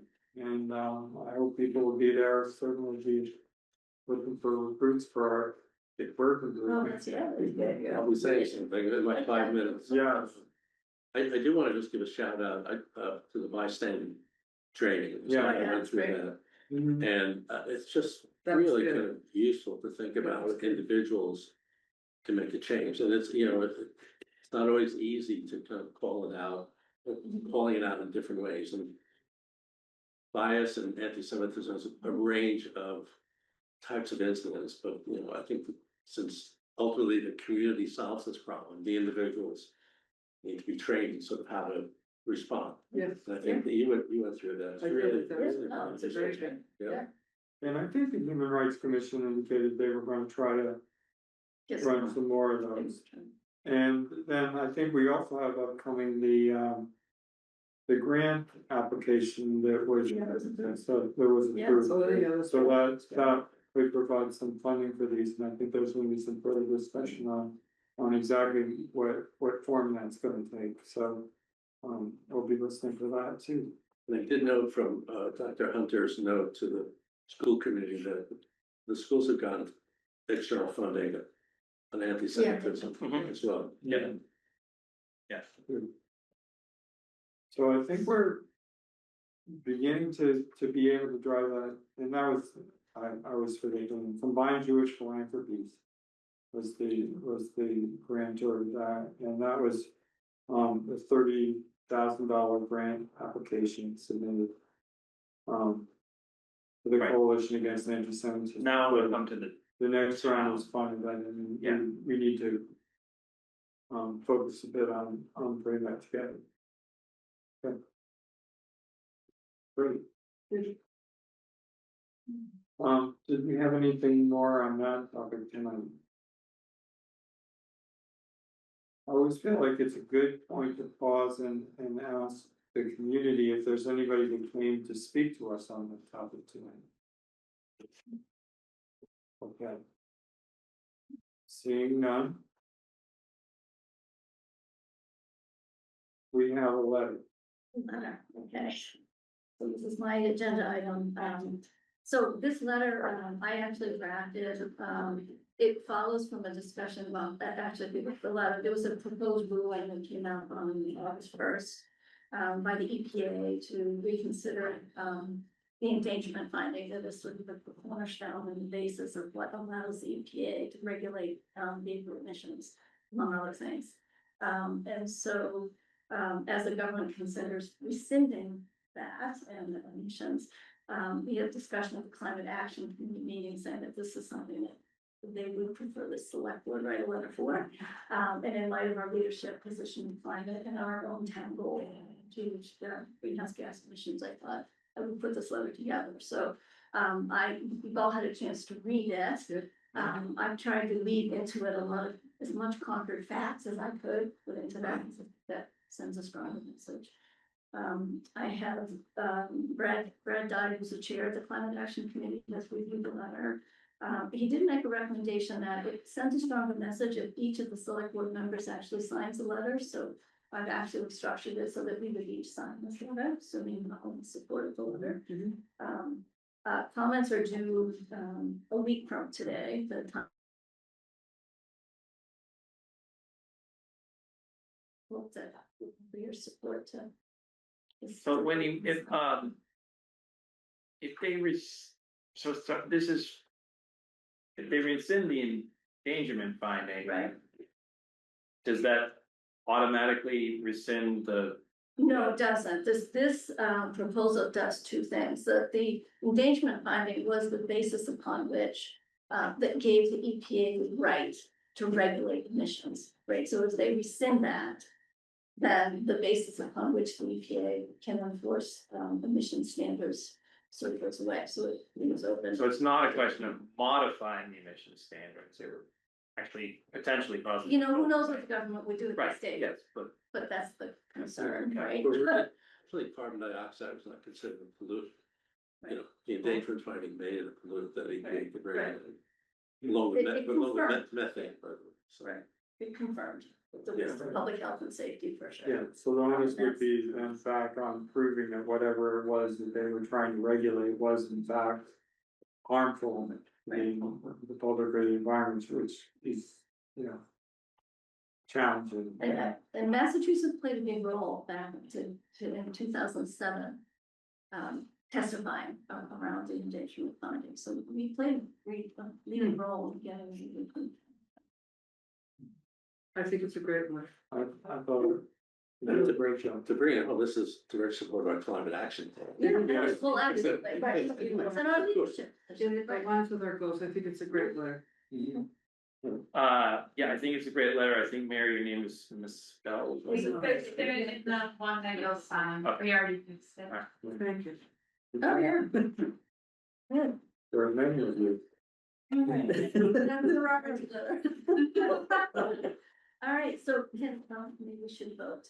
Yes. So I make a motion to approve the letter to the EPA regarding the 2009 engagement finding in greenhouse gas vehicle standards as included in the package. Second. All those in favor? Aye. Aye. Thank you, Wendy. Yeah. Very good. That brings us to the liaison reports. Yeah, there was a couple things I wanted to add. I did not get a chance to submit it in writing, but just a couple things from the school committee standpoint. So I know that because there's been a lot of discussion, right, on anti-Semitism. So just at the school committee meeting last week, there was a pretty extensive update from Dr. Lori Hunter on addressing anti-Semitism. So just some highlights, the actions. There's some additional teacher training that's happening. Some additional programs at the middle school. There was actually a first meeting of the Jewish Student Union that had 16 attendees. There is some specific ninth grade training on DEIB and anti-Semitism, got a DEIB panel. And they're also doing some stuff at the elementary school, some open circle stuff and trying to establish some common language. So from a grant standpoint, I think we talked about it a little bit, but the schools actually have a couple of grants that total, I think it's $70,000 that they're going to be using for programs and some training that's going to go towards anti-Semitism. And I think, again, if the town is in the final stages of this additional funding. So a number of actions, and then just a couple of other things on the school piece. They've also engaged with a communications firm to assist with some monthly publications to kind of enhance and improve communications. Because I think that's something that, has come up in the community, is wanting to hear some more communications. And I think the school committee also, did a pretty extensive job going through superintendent goals, school committee goals, school committee protocols, and making sure that there was some alignment and approval on those things. So, I think that also was trying to establish even more, structure there on some of those components. So that was just a couple of highlights from the school committee. I would just add from the light plant standpoint, extensive review on the time of use rates and those rates that were largely approved. I think there's a couple of minor modifications, but then they sort of voted through to approve on the time of use rates. They are set to take effect on January 1st. Yes. They're moving to make that happen. So was this a pilot, Cameron? I thought I heard they were gonna pilot the race. I mean, they have to implement new rates. I mean, I think they'll evaluate how they go. And, as part of it, there was some discussion in actually setting the rates, right? Is, do you sort of move completely to where you may end up in sort of the long term, or is there a little bit of like one step, two step kind of thing? But yeah, so they'll be looking at, implementing those rates and, I think trying their best to get them in for, to take effect on January 1st. Are they gonna have any community sort of outreach or just public sessions, just educate people on it? Good question on the public session. I don't know. I mean, I'll have to ask and sort of follow up on that. Certainly, trying to think about a lot of discussions too on how it gets presented, right? How bills get presented, what are the graphs, and you're always trying to trade off without going deep here at 8:20, but you're always trying to trade off, like, some people want all the information, and then you're like, we can provide all the information, then it gets really confusing. Comparing every component of every rate to this year and last year and this month and last month. And so you're trying to get to that right balance, right? That shows people the information that will allow them to sort of manage their energy while not overwhelming. So, but yeah, so good progress there. So I'm glad it's been, that's been a strategy that's been 5 years in the making. Yes. Yeah, it's a big deal. And when you get, again, that they've done a great job putting in the advanced meters, right? And now you get the advanced meters in, you have the data, you have the ability to sort of manage this, and now you're seeing it, it's gonna start coming to fruition. Yeah. We'll have to work on it next week. We get plans. Something quick on public works. Okay. Public Works Commission had first meeting of the year, and the chair is here if I misspeak, if you can correct me. There was a public hearing on the recycling and solid waste collection. They're gonna be increased to 4.4% on that, which is according to the contract with the vendor. Also, there's gonna be monthly billing now, which is different, along with the utility bill will appear on everybody's bill on a monthly basis. So So, wasn't it twice a year? but now it's gonna be monthly, correct? Well, I assume it's integrated in with the Yeah. electric and telecom and Right. water bills now, so. So that'll make it easy for customers to pay monthly. So if you're already on auto pay, we'll just switch over to auto pay for, That I did not know. that's a good question. We'll find out. The other part of the meeting is, the discussion, the new, approved paving and public works and what's on the agenda there. But more importantly, Alan gave his September report, his periodic report, and it's online, the director's report, and just what each of, each of his divisions was up to in the last quarter. It's a very informative report, as is all those reports. It is online on the Public Works Commission website. So, and I think, yeah, those are the highlights of that meeting.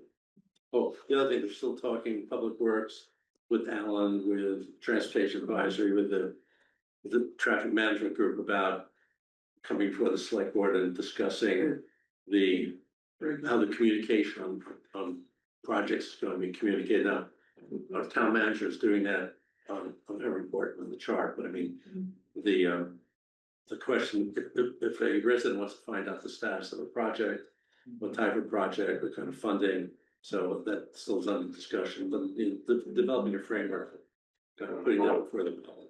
Mhm. Yeah, I believe we agreed to host a session on the roads program when we're ready to. For the. Okay.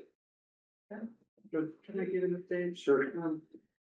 On the land use working group, at this stage, the land use working group, rather than, most of the work is being done at the subcommittee level, at the first phase. And the subcommittee that Paul and I are working on is the consolidation of municipal offices. So I think we're making good progress as far as defining the decision criteria that we're going to use. We're come up with a long list of sites that could be consolidated and a long list of target sites, in other words, where these might be consolidated to. And our next step is to understand the data that we need in order to evaluate each of these sites relative to the decision criteria that we've identified. So we want to make sure that we have data whenever we can, so that the decision is made on objective information instead of intuition. There's going to be some times when we have to use just qualitative data, but other times like things like cost or customer service or operational savings, I think, or savings in travel times. The travel times for not just employees, but for people in town that are trying to do work with the town. I think a lot of these things we can quantify. Operational savings from different facilities, utility savings from, anyway, a lot of data. So we're trying to collect that into a matrix again that will look at what's the decision criteria, what are the potential sites we're evaluating, get the data in each of these cells, and then we will go from the long list to a short list. Bring that back to the bigger group, and then that's when it gets very, very complex, because then we've got a lot of moving parts where. I'll stop it. Yeah, we talk about strategy and strategic overlap. Sometimes Yes, it just happens, and when we started land use group, we were all scratching our heads, how's it gonna come together with the MCM advisory? And it is coming together quite well, yes, overlapping. it is, And, it is, some could say by design, but some could say by necessity as well. And it's coming together in terms of, there's still gonna be some sticky spots, but we'll get through it. yeah, well, sticky spots in terms of timing, yeah, but it's coming together really nicely. Yeah, so, yeah, I think it is, I think we're doing. And I like the fact that you're driving from data. And We're trying. decision making based on that. And Judith has done a really good job. He really has, he beats that drum every time we meet. Yeah. And we get these evidence. So speaking of data information, the official version of the agency vision and MCI brought, I believe today, so the website's been updated, there's a new version online that's been cleaned up from some of the drafts that you might have seen. And it's available to the public, and at today's MCI advisory board meeting, the public engagement group agreed to reach out to, 95 different identified stakeholders with a communication around the visioning report and say, we'd like to open up the opportunity for comments on that report.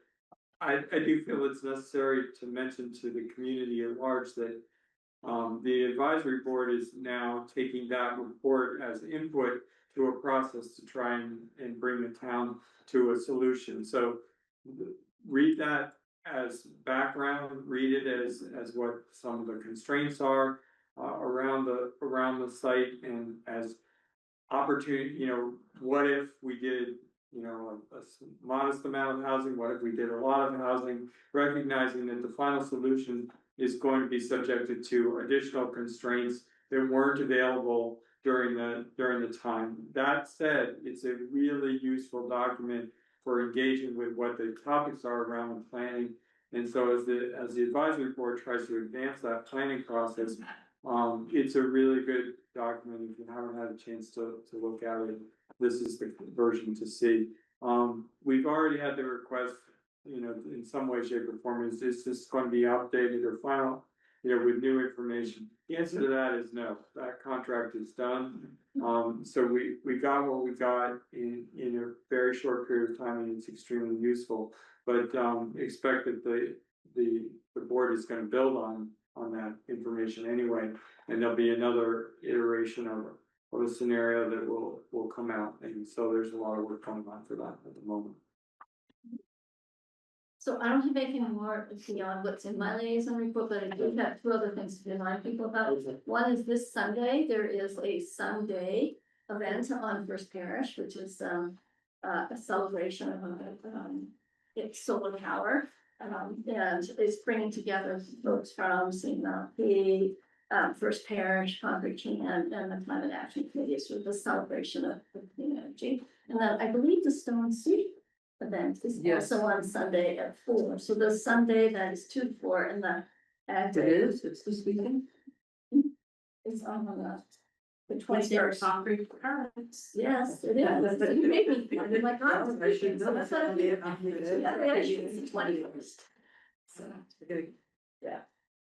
Thank you, Randy. Yeah. Anything else from anyone? Yeah. You're none? That's nice. Motion to adjourn. Second. Very good. All those in favor, go home. Very good.